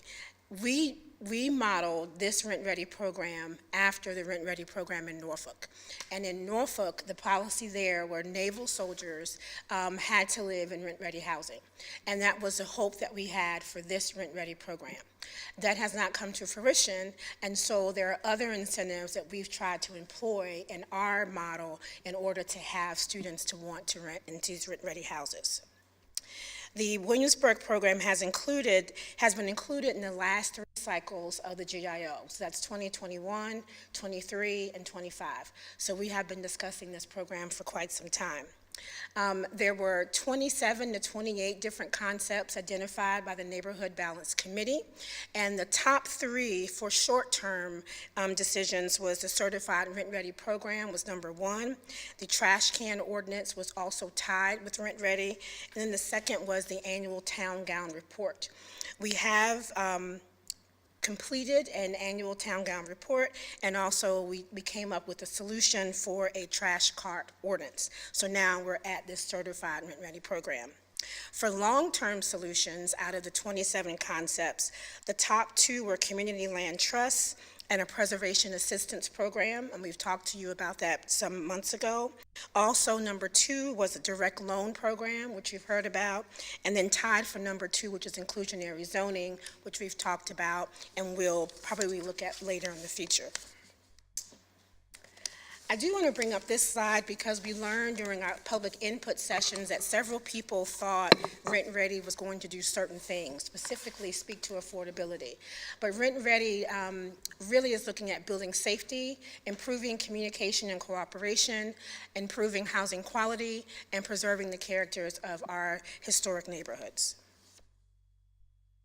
So I wanted to take you down and just look at the areas where Rent Ready is going to propose to be deployed. And these are our rental inspection districts. The first is District 1, which is Richmond Road area from Monticello Avenue to College Corner. And District 2 is Jamestown Road. It's from Lake Matoaka to College Corner. And then District 3 is Capitol Landing Road, Page Street area from CXS Railroad property to Colonial Parkway. And then District 4 is the York Street area, including all residential areas along York Street. The basic requirements of the program is that it would be 4 single-family detached structures. At your February work session, you requested that the program no longer be for all single-family detached structures. That just means the program prior to February 9th, there were no square footage requirements. If you had a single-family structure, you could be included in the Rent Ready program. That's now changed. The proposal now is that Rent Ready would only be allowed for homes homes, single-family detached homes with at least 2,000 square feet. That is similar to our current four-person program. Also, we thought it was important that you understand about the bedrooms. There have been people that have asked, well, what if somebody wants to put a bedroom in the kitchen? That is not allowed, and that's according to the Virginia Property Maintenance Code, and it is section 404.4. So you have to have 4 bedrooms in order to be a part of the Rent Ready program. And then parking. You have to have 4 dedicated parking spaces, either located in the driveway or in the public right-of-way, the width of the parcel. So I wanted to talk about the numbers, and this was important because, again, at your last work session, there were questions about the 2,000 square feet and how many units would actually be allowed. So in total, between District 1, District 2, District 3, and District 4, that I just showed you the map, there are 677 single-family detached homes. 195 of those have at least 2,000 square feet and 4 bedrooms. Okay? And right now, the 4-person program, there are 37 homes enrolled in the 4-person program from the 195 single-family detached homes available in Districts 1, 2, 3, and 4. Okay. Just for percentage-wise, this 195 units are 29% of the available single-family detached homes between District 1, 2, 3, and 4. There have been questions about whether this should be expanded, and I wanted to explain what that would look like. There are 77 homes with less than 2,000 square feet and 4 bedrooms. If we looked at homes that had a minimum of had at least 1,900 square feet with 4 bedrooms, they would add 37 more single-family detached homes. And that is 34% of the 195. If we decided, okay, well, let's look at if it was homes with 4 bedrooms that had at least 1,800 square feet, that is 259 homes, and that is 38% of this 195. This breaks it down by neighborhood. And these are the neighborhoods that are in District 1, 2, 3, and 4. And this top graph here shows you the neighborhoods. It gives you how many addresses would meet that 2,000 square foot minimum and 4 bedrooms, and then the percentage for each neighborhood. On the right-hand side is a 4-person occupancy, and again, this is just giving you an idea of what we're currently working with. You'll see this total here is 36. It should be 37. I apologize for that. The extra home is in College Terrace, so College Terrace would have 5, so that number is 37. And then with the different scenarios, if you looked at, okay, let's say we would have at least 1,900 square feet. That is 37 homes, and it breaks it down by the planning neighborhood, how many homes, and then in the minimum of 1,800 square feet, you didn't have the 27, and it breaks it down on the neighborhoods and where those would be located. The other thing that I wanted to talk about that I've received questions about is number 2 in the core concepts, and that's the quality assessment score. And again, going back to the slide talking about where did we come up with Rent Ready, that came from the Norfolk model. And the Norfolk model used quality assessment. So that's how we got to using quality assessment through this proposed Rent Ready program.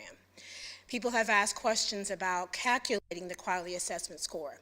And I think it seems simple to me just because I've been working with it for so long. So what we've attempted to do, so if you look online, you will see that we have really tried to break down the steps and how you would add up this quality assessment score.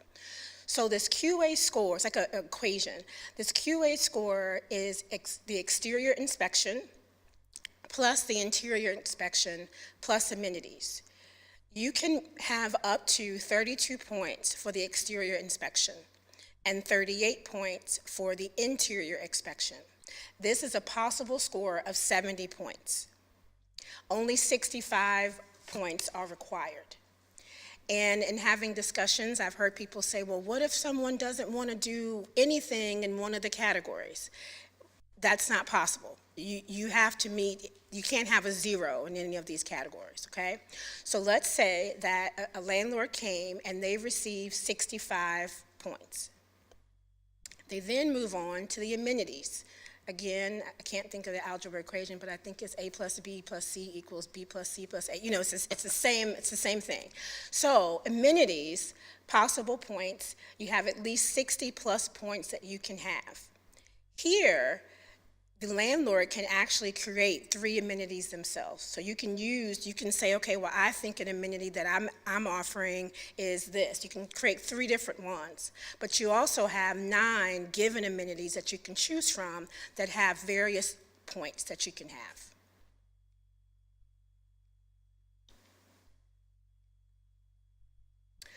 And that gets you to your property rating. So similarly, if you're going to a hotel, you usually want to stay at a 5-star or at a 4-star. So this Phoenix Excellent is your 4-star. The Gold, it would be your 3-star, and Bronze, so forth and so on. The points then are added from amenities, exterior, and the interior scores.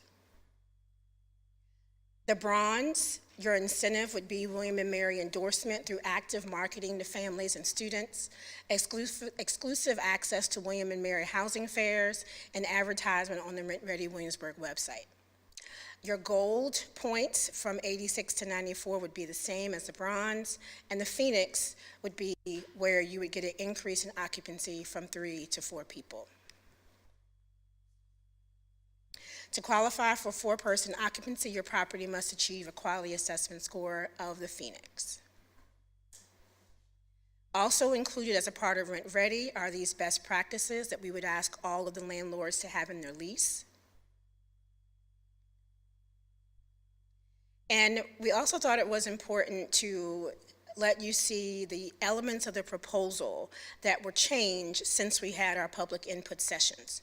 And these were things that landlords and renters came out and spoke very much about and felt that we should make some changes. And so we heard them and we made those changes. So one was the time frame for the landlord to receive the incentive.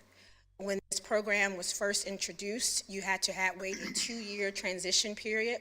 And what we've said now is if you are currently a 4-person property, you don't have to wait. You actually will be able to continue your 4-person property for 4 years. And then you would transition into the Rent Ready program as it's written now. Parking, we have specified the areas where parking is allowed. There were questions about landlords who currently have education credits, and most of them were property managers or realtors, and I agree with them. If they've already receiving continuing education credit, then they would not have to take the Rent Ready Academy classes, and so that has changed. If you are not one of those 2 professionals, you would still take the Rent Ready classes. There was questions about the required lead-based paint, and this was a question about whether we're increasing the price for landlords. And so we went back and looked at that, and during your inspection, the landlord must provide the inspector with any required lead-based paint documentation. That documentation is required by law for properties that are older than 1976, which are most of the properties that we're looking at. So instead of them having to do this testing, they would be able to provide the information that they should be providing to their tenants. The required asbestos report. During inspection, the landlord must disclose known disturbed asbestos inside the dwelling. This is different than what we had before. And then interior mold removal.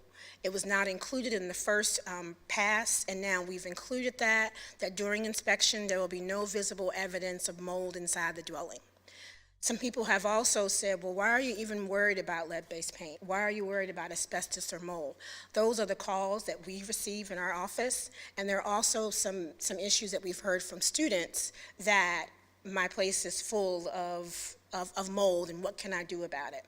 And they're walking into that. And we want them to see that when you walk into this house, this should not be. And our inspectors would also be able to say, you are not ready for rent ready because I can see visible mold in your home. Other things that we wanted to clarify and change was a required rodent insect inspection report. And here, we would still require a report from an exterminator showing no infestations or that an existing infestation was treated, dated within 1 month of the application. And this was because we were hearing from renters that they've walked into a house, they've lived there for 2 weeks, and all of a sudden they have an infestation. And it's really not all of a sudden, it was always there, they just did not see it. So this to us, to the city, is really important that when the renter goes into the unit, they can be assured that there has been an exterminator there within a 1 month time frame. We also had questions about complaints. Complaints or violations dealing with rent-ready homes. And so here, we wanted to clarify when a complaint comes in, when it was going to be founded. Or some people were saying, well, if I have an officer come to the home and there is a noise complaint, do I get dinged for that? And the answer is no. Each founded complaint shall be added to the cumulative total of violations attributable to the property, irrespective of the originating department. And that just simply means that there is a code violation, or if there is a violation with zoning, that would be cumulative. We would add those together. And like we do now, the city will allow a warning for the first violation. And after the first violation, if there is a second founded violation, then it will result in a 10-point reduction. This was important in talking to students. The worry was if there was one founded violation, the points would go down to 10 points. If you had a 90 score, your points would automatically go down to an 80. And at 80, you are in like a probation period for rent ready, and that was an issue. So we've tried to make this more user-friendly and not giving a penalty at that first violation. We've also included definitions. We define agent, landlord, and tenant, and then the Rent Ready Academy. Any property accepted into the Rent Ready program can take their course during the annual inspection.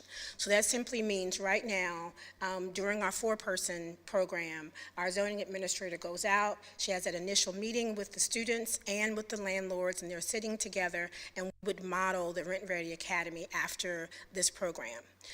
You would be able to go online and take modules at your own pace that the city would provide, and at that meeting, we would then provide you that QR code to be able to download those or go online and see those classes that the students could take.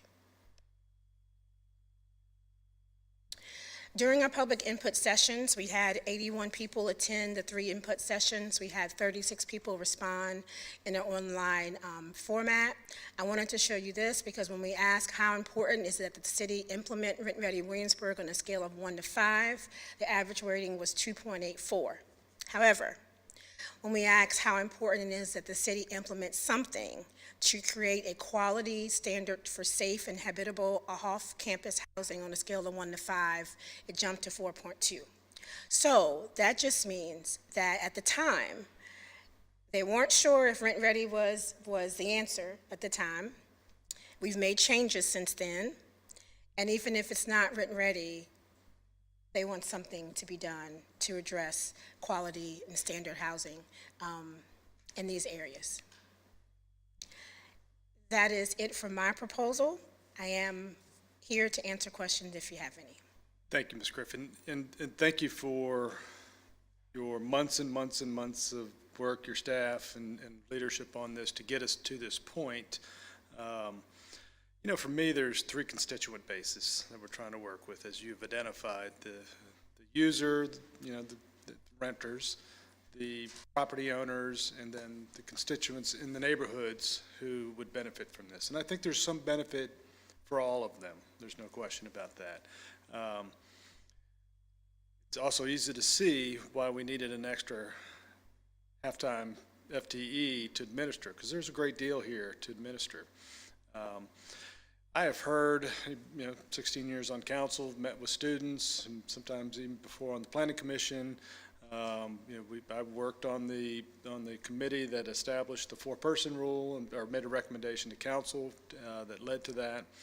And I really see this as a continuation of that four-person rule policy. Part of what I've heard from students over the years is that they're being forced, if you will, to live in conditions.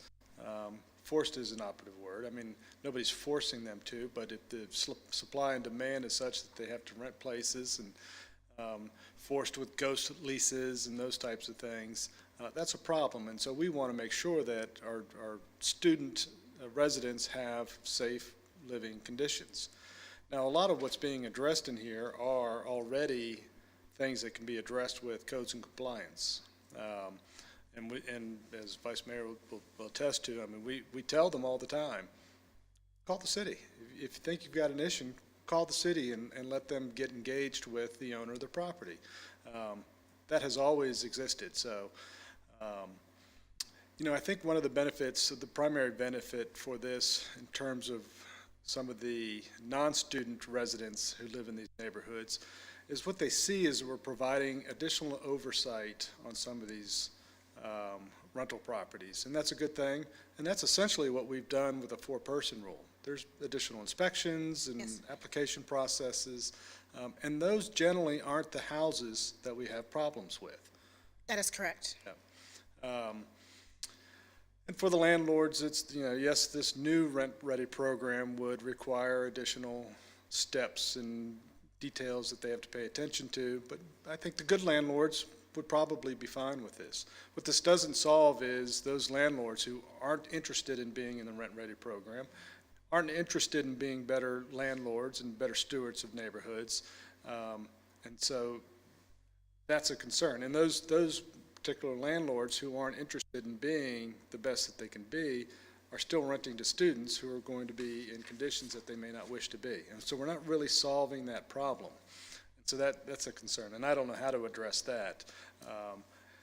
We've tried to, as you mentioned, deploy a strategy like the Navy has done, but we can't do that here with William and Mary for right reasons. Not every student renter lives in the city. Some live in James City County, York County, Newport News, and so those students wouldn't be the beneficiary of this policy. So with all that said, there has been great support, but it seems like it's waning. And so I'm concerned about that and certainly don't want to jump into a program that's not going to be successful. And so I'm anxious to hear from my colleagues on City Council, and hopefully we can chart a path forward to doing nothing with this policy or doing something with it at a later date. Okay. Vice Mayor? Thank you, Mayor. Thank you, Ms. Griffin, for all of your work on this and for your patience. I'll speak for me with all of the questions and as we've moved each version after version, and one of the things I do think that got lost in the foundation of this program is what you mentioned in your first slide was looking for quality and safety of and community integration for rental properties in the city. As each version has come along, similar to what the mayor said, it's felt like that support for the program was waning, even from those who were supporting the program in the beginning. And it is ironic that 2.84 people say they don't think Rent Ready is the program, but yet they think we need to do something. My fear is we're going to force, again, we're not going to get the problem houses that are causing your department issues now. They're not going to enroll. And then if current four-person properties with four-person exception don't enroll, then do they drop back to 3 people, increasing rent for students, or do they add the fourth person not in the four-person programs? I don't want to force either one of those on either one of those constituents. And also, as we've continued to look at this, it's just hard for me I want to find it, but it's hard for me to find the incentive. If I'm in have a property in a 4-person exception currently, what entices me to enroll into this program, except that I lose that 4-person exception at that renewal period, and then what are the consequences of that? So I'm also concerned that this is going to have some consequences that we don't want from your perspective or from city council perspective. And I just feel that we've reached the point where, as much as I want to, I don't know that Rent Ready's going to solve the issue, and I fear that we damage a program with the 4-person exception that is working pretty good as of today. Yeah, okay. So I too would like to hear what other council members have to say, but that's my concerns. Thank you. Hi. Hi. Yeah, so what an enormous amount of work. And I think we have learned a ton, or at least I will speak for myself. I have learned a lot during all of the months of work that this has been. And I do have I have a question, actually. It was great to understand and see that I think 37 current 4-person exception homes, right? Out of a possible 195 homes. Correct. So we have 195 properties that today, on paper, right, meet the 4-person exception requirement, but 37 of those have enrolled. Have you have a sense over time and all the conversations you've had and all the things that you've been working towards about what has kept more? I mean, and it doesn't have to be hard data. I'm just thinking, like, what have you learned about reasons why the others who are eligible for the 4-person exception have not joined? Any sense of that? They don't want the city doing the inspections every year. Okay. Which is different from the rental inspection program, which is every 4 years. Okay. So, and also, if there is an issue, the landlord is called by the zoning administrator, and there's a meeting, if not within 24 hours, within 48 hours. Yeah. So there is more oversight by the city. Okay. Yeah. Okay. And so I think that gets to what I would think would be a goal. We want safe housing, right? What is a better goal than that? That's a top-notch goal. And so thinking about then how do we incentivize with the tools that we have in our toolbox, not counting William and Mary, they got other tools, and other people have, but using the tools that the city has, how do we incentivize basically better behavior? And I don't mean from the students, I mean talking about better behavior of landlords who, we want to be better and do better and all of that. And I think that this is where we've learned and that we see that this is something where we're so down in the weeds as we have to be, but these weeds are existing in this very delicate ecosystem that are issues far above, the particular quality points, because we have levers and pulleys in the neighborhoods and in our city that make it, if we make one change here, what's the possible outcome over here? And so thinking about, I think what the mayor said earlier is that you echoed, that the 4-person exception landlords, these 37 properties, I know that doesn't necessarily mean 37 landlords because some of them have more than one, but the question becomes, of these 4-person exception landlords who are doing it right, how do we get more of that, right? How do we get more of those? And my concern, again, with the tools that we have at our disposal, my concern is this may not do that. We want to take those others who haven't joined and say, come join us and do better and be better, and you can get a 4th person. And so I am really struggling because it's frustrating. And I know that you, I'm sure above anybody else probably here, it is frustrating to see what we are trying to do and then say, how do we change behavior with what we've got? And when I look at what would be the impacts to current 4-person exception landlords, current, like, three-person landlords that could join the four-person exception, but they haven't yet. And you kind of break down the impact on each of the groups that we're trying to really attract. I think that we are putting requirements on people who are already doing it right. And so I do have some concern about that.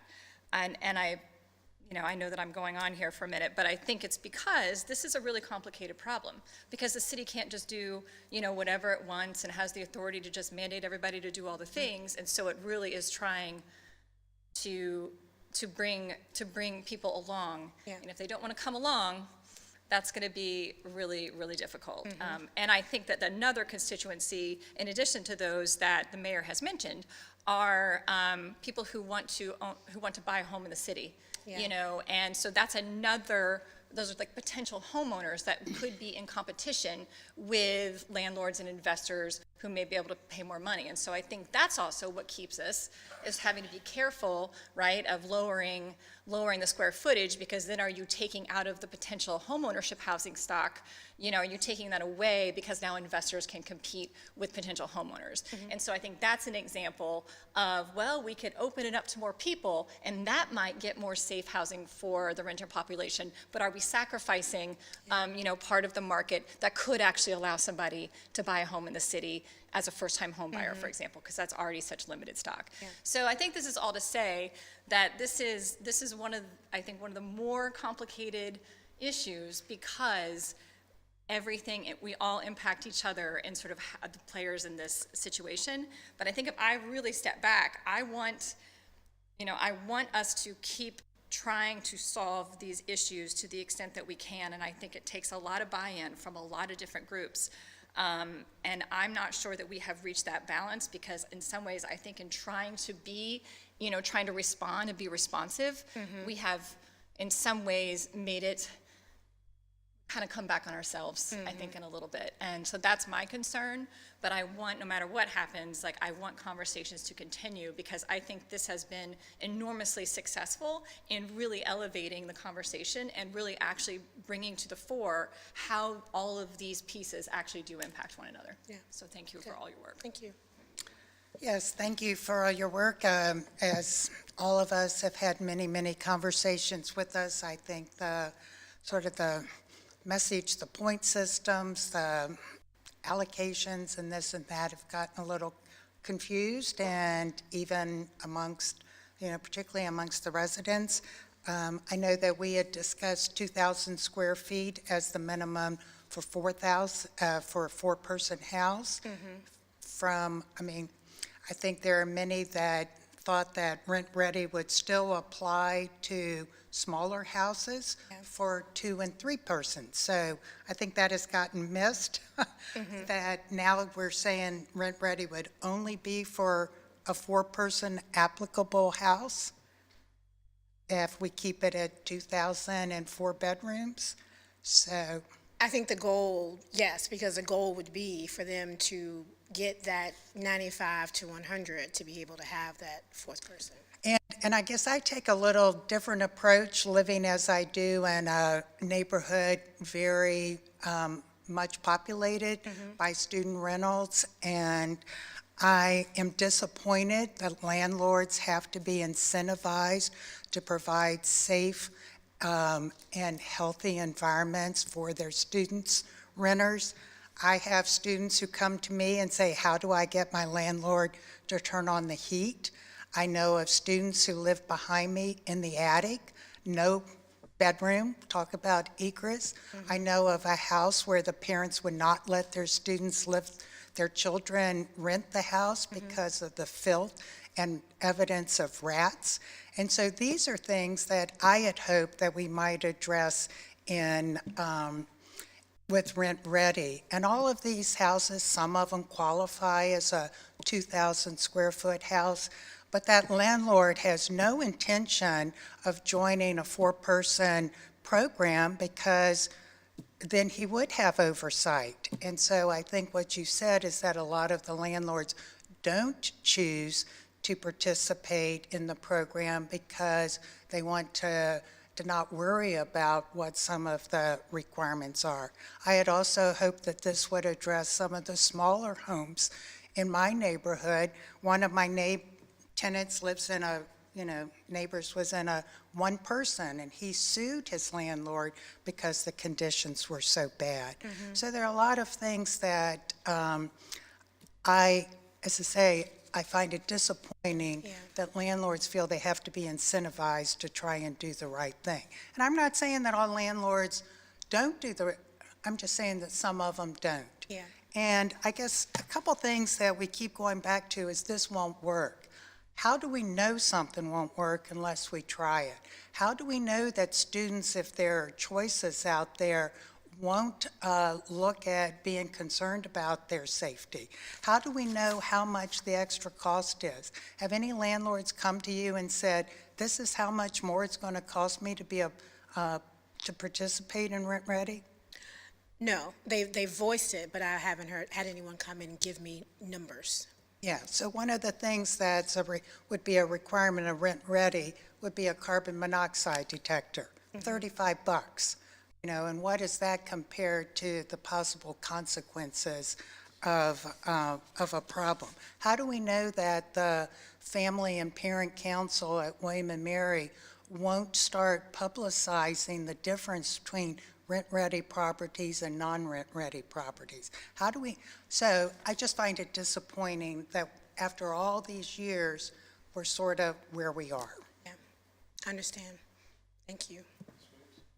Well, thank you so much, Ms. Griffin and your team, just for, as we've all mentioned, it's been years, I believe from 2017 when the idea was first introduced, and years since then of just countless hours of time, research, and care into developing what we have today. And I just want to thank everyone who provided feedback as well, the emails, conversations, the public comments at our council meetings, but also the input sessions as well, have really helped us shape the program that we see today. And I think at its core, the program is rooted in a goal that we can all agree on.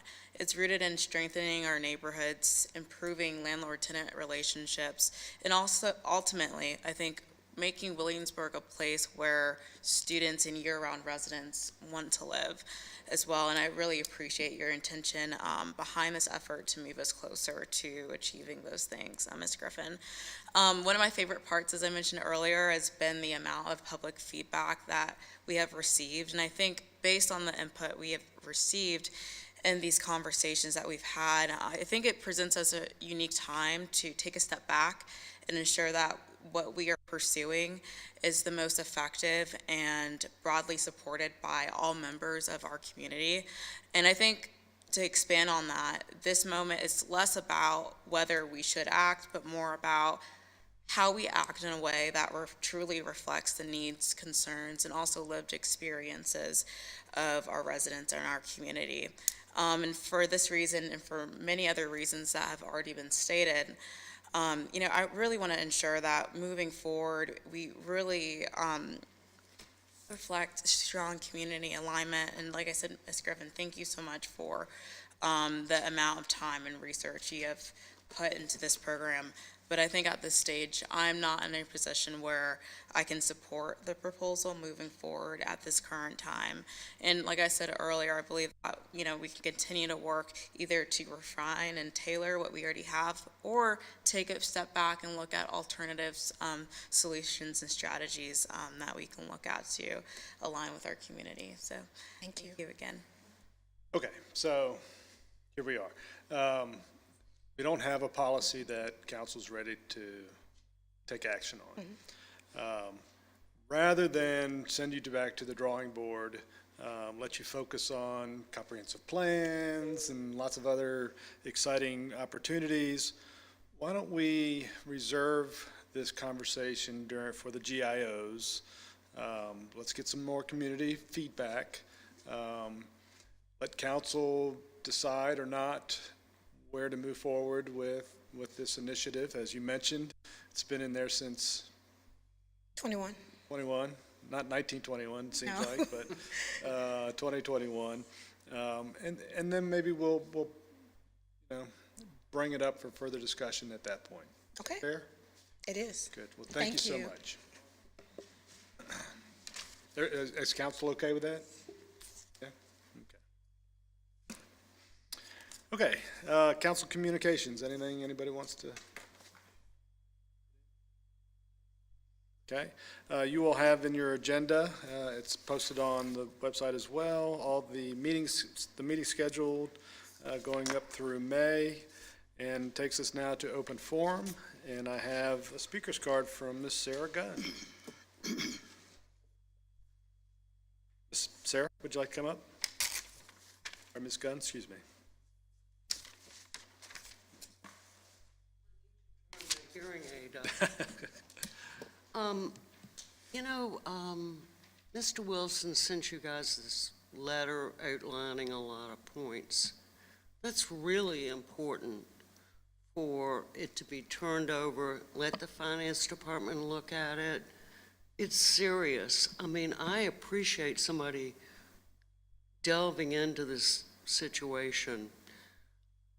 I mean, I feel like my taxes paid to the city are just thrown away. We are so far in debt, we shouldn't be. I think we ought to put the brakes on, look at everything we're doing, delay the library. We can't keep adding debt. We shouldn't be looking at life that way. We should be trying to cut it down. And apparently there's a great concern we need an auditorium in the library. I mean, William & Mary doesn't have that many events in their Phi Beta Kappa, and the sports center's supposed to have some kind of place for gatherings and things like that. I just think we are spending money and getting in debt, and is not the way to have a healthy city. And that's mainly my whole take on things.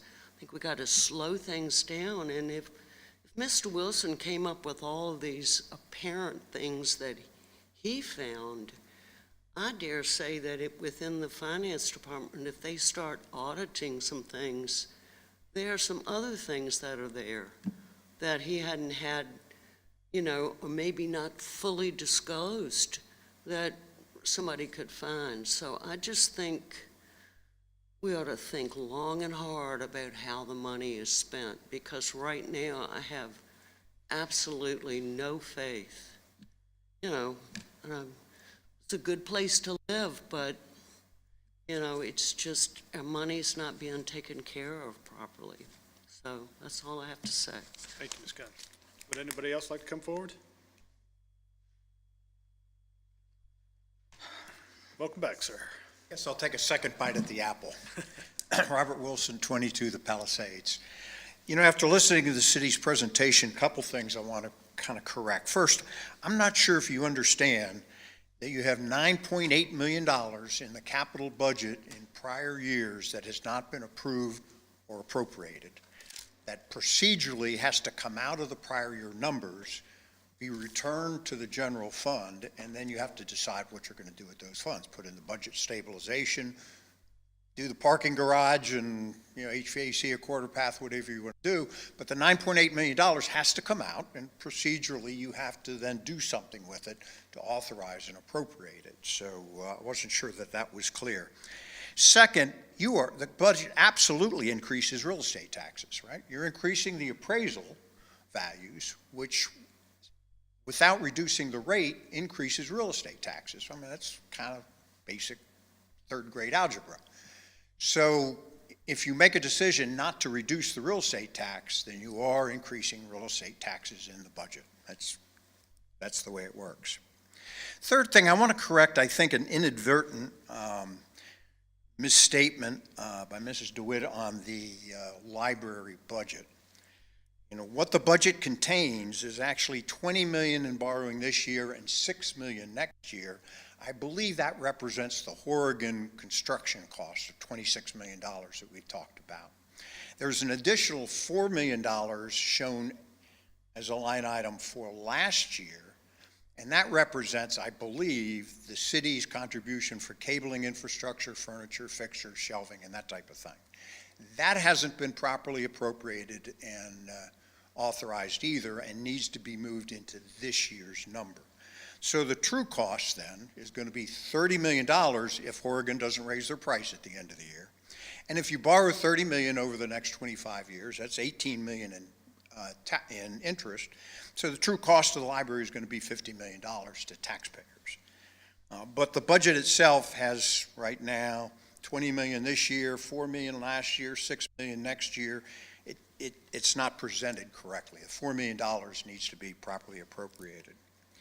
The budget for the fire and EMS approaches $7 million, and we just completed a new fire station, right? The city provides 100% of William & Mary's fire and EMS services, right? Yet William & Mary pays no real estate taxes, and they pay only $165,000 a year as a fee for that service. So I know there's a contract out there that needs to be renegotiated at some point. Probably should be like $1 million, right? So we need to get more out of William & Mary for the services that we are providing for 100% of their fire and EMS services.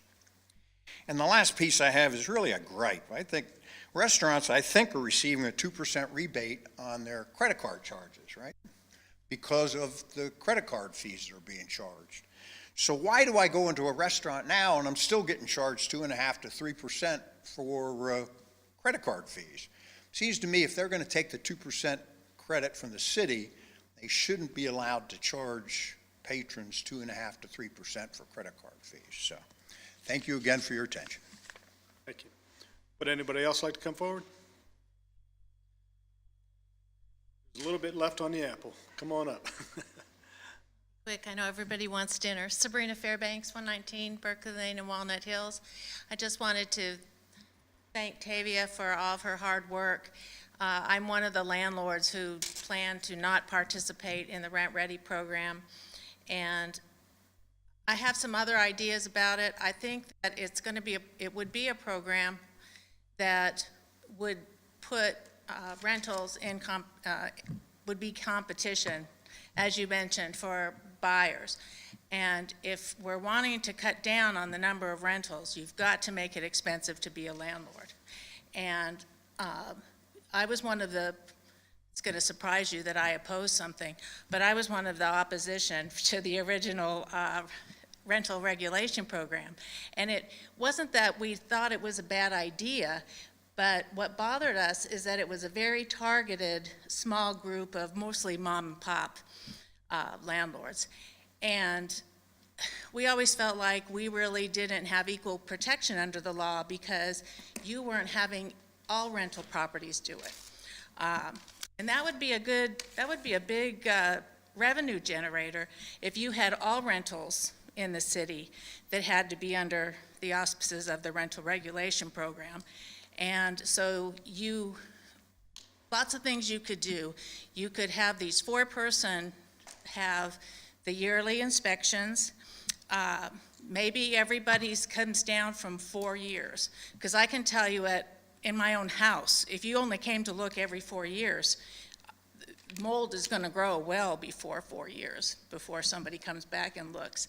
So maybe you cut back. Maybe if you don't have any violations, you don't have to be re-inspected. That could be an incentive to get, but maybe you include people who are renting rooms in their homes to,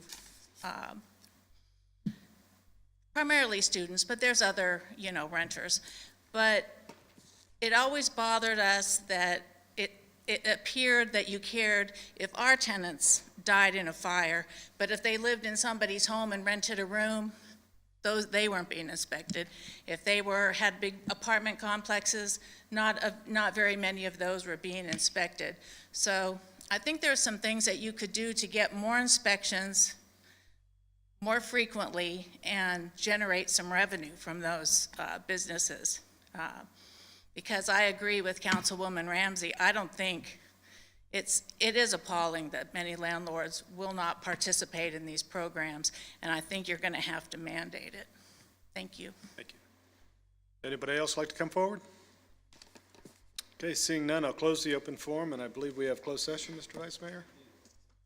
I move to go into closed session pursuant to Section 2.2-3711 of the Code of Virginia for the purpose of discussing one personnel matter per subparagraph 1 concerning appointments to boards and commissions, and one property matter per subparagraph 3 regarding disposition of Richmond Road property, of which discussion in an open meeting would adversely affect bargaining position or negotiating strategy of a public body. Second. Okay? Ms. Williams? Aye. Ms. Ramsey? Aye. Mayor Pons? Aye. Vice Mayor Dent? Aye. Ms. Kernscher?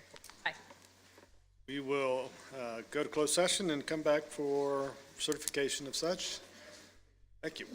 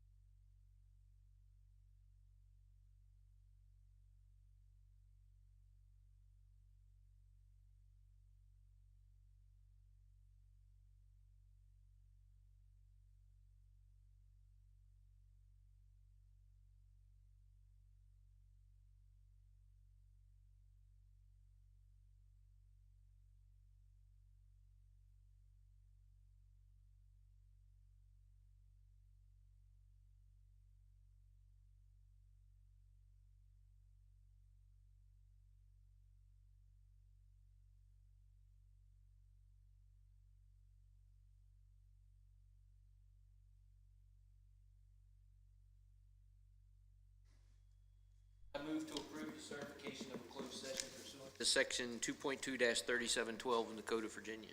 Second? Okay, Ms. Williams. Aye. Ms. Ramsey. Aye. Mayor Pons. Aye. Vice Mayor Dent. Aye. Ms. Kernchenre. Aye. have a motion to adjourn? I move that we adjourn. Second. Okay, Ms. Williams. Aye. Ms. Ramsey. Aye. Mayor Pons. Aye. Vice Mayor Dent. Aye. Ms. Kernchenre. Aye. we're adjourned.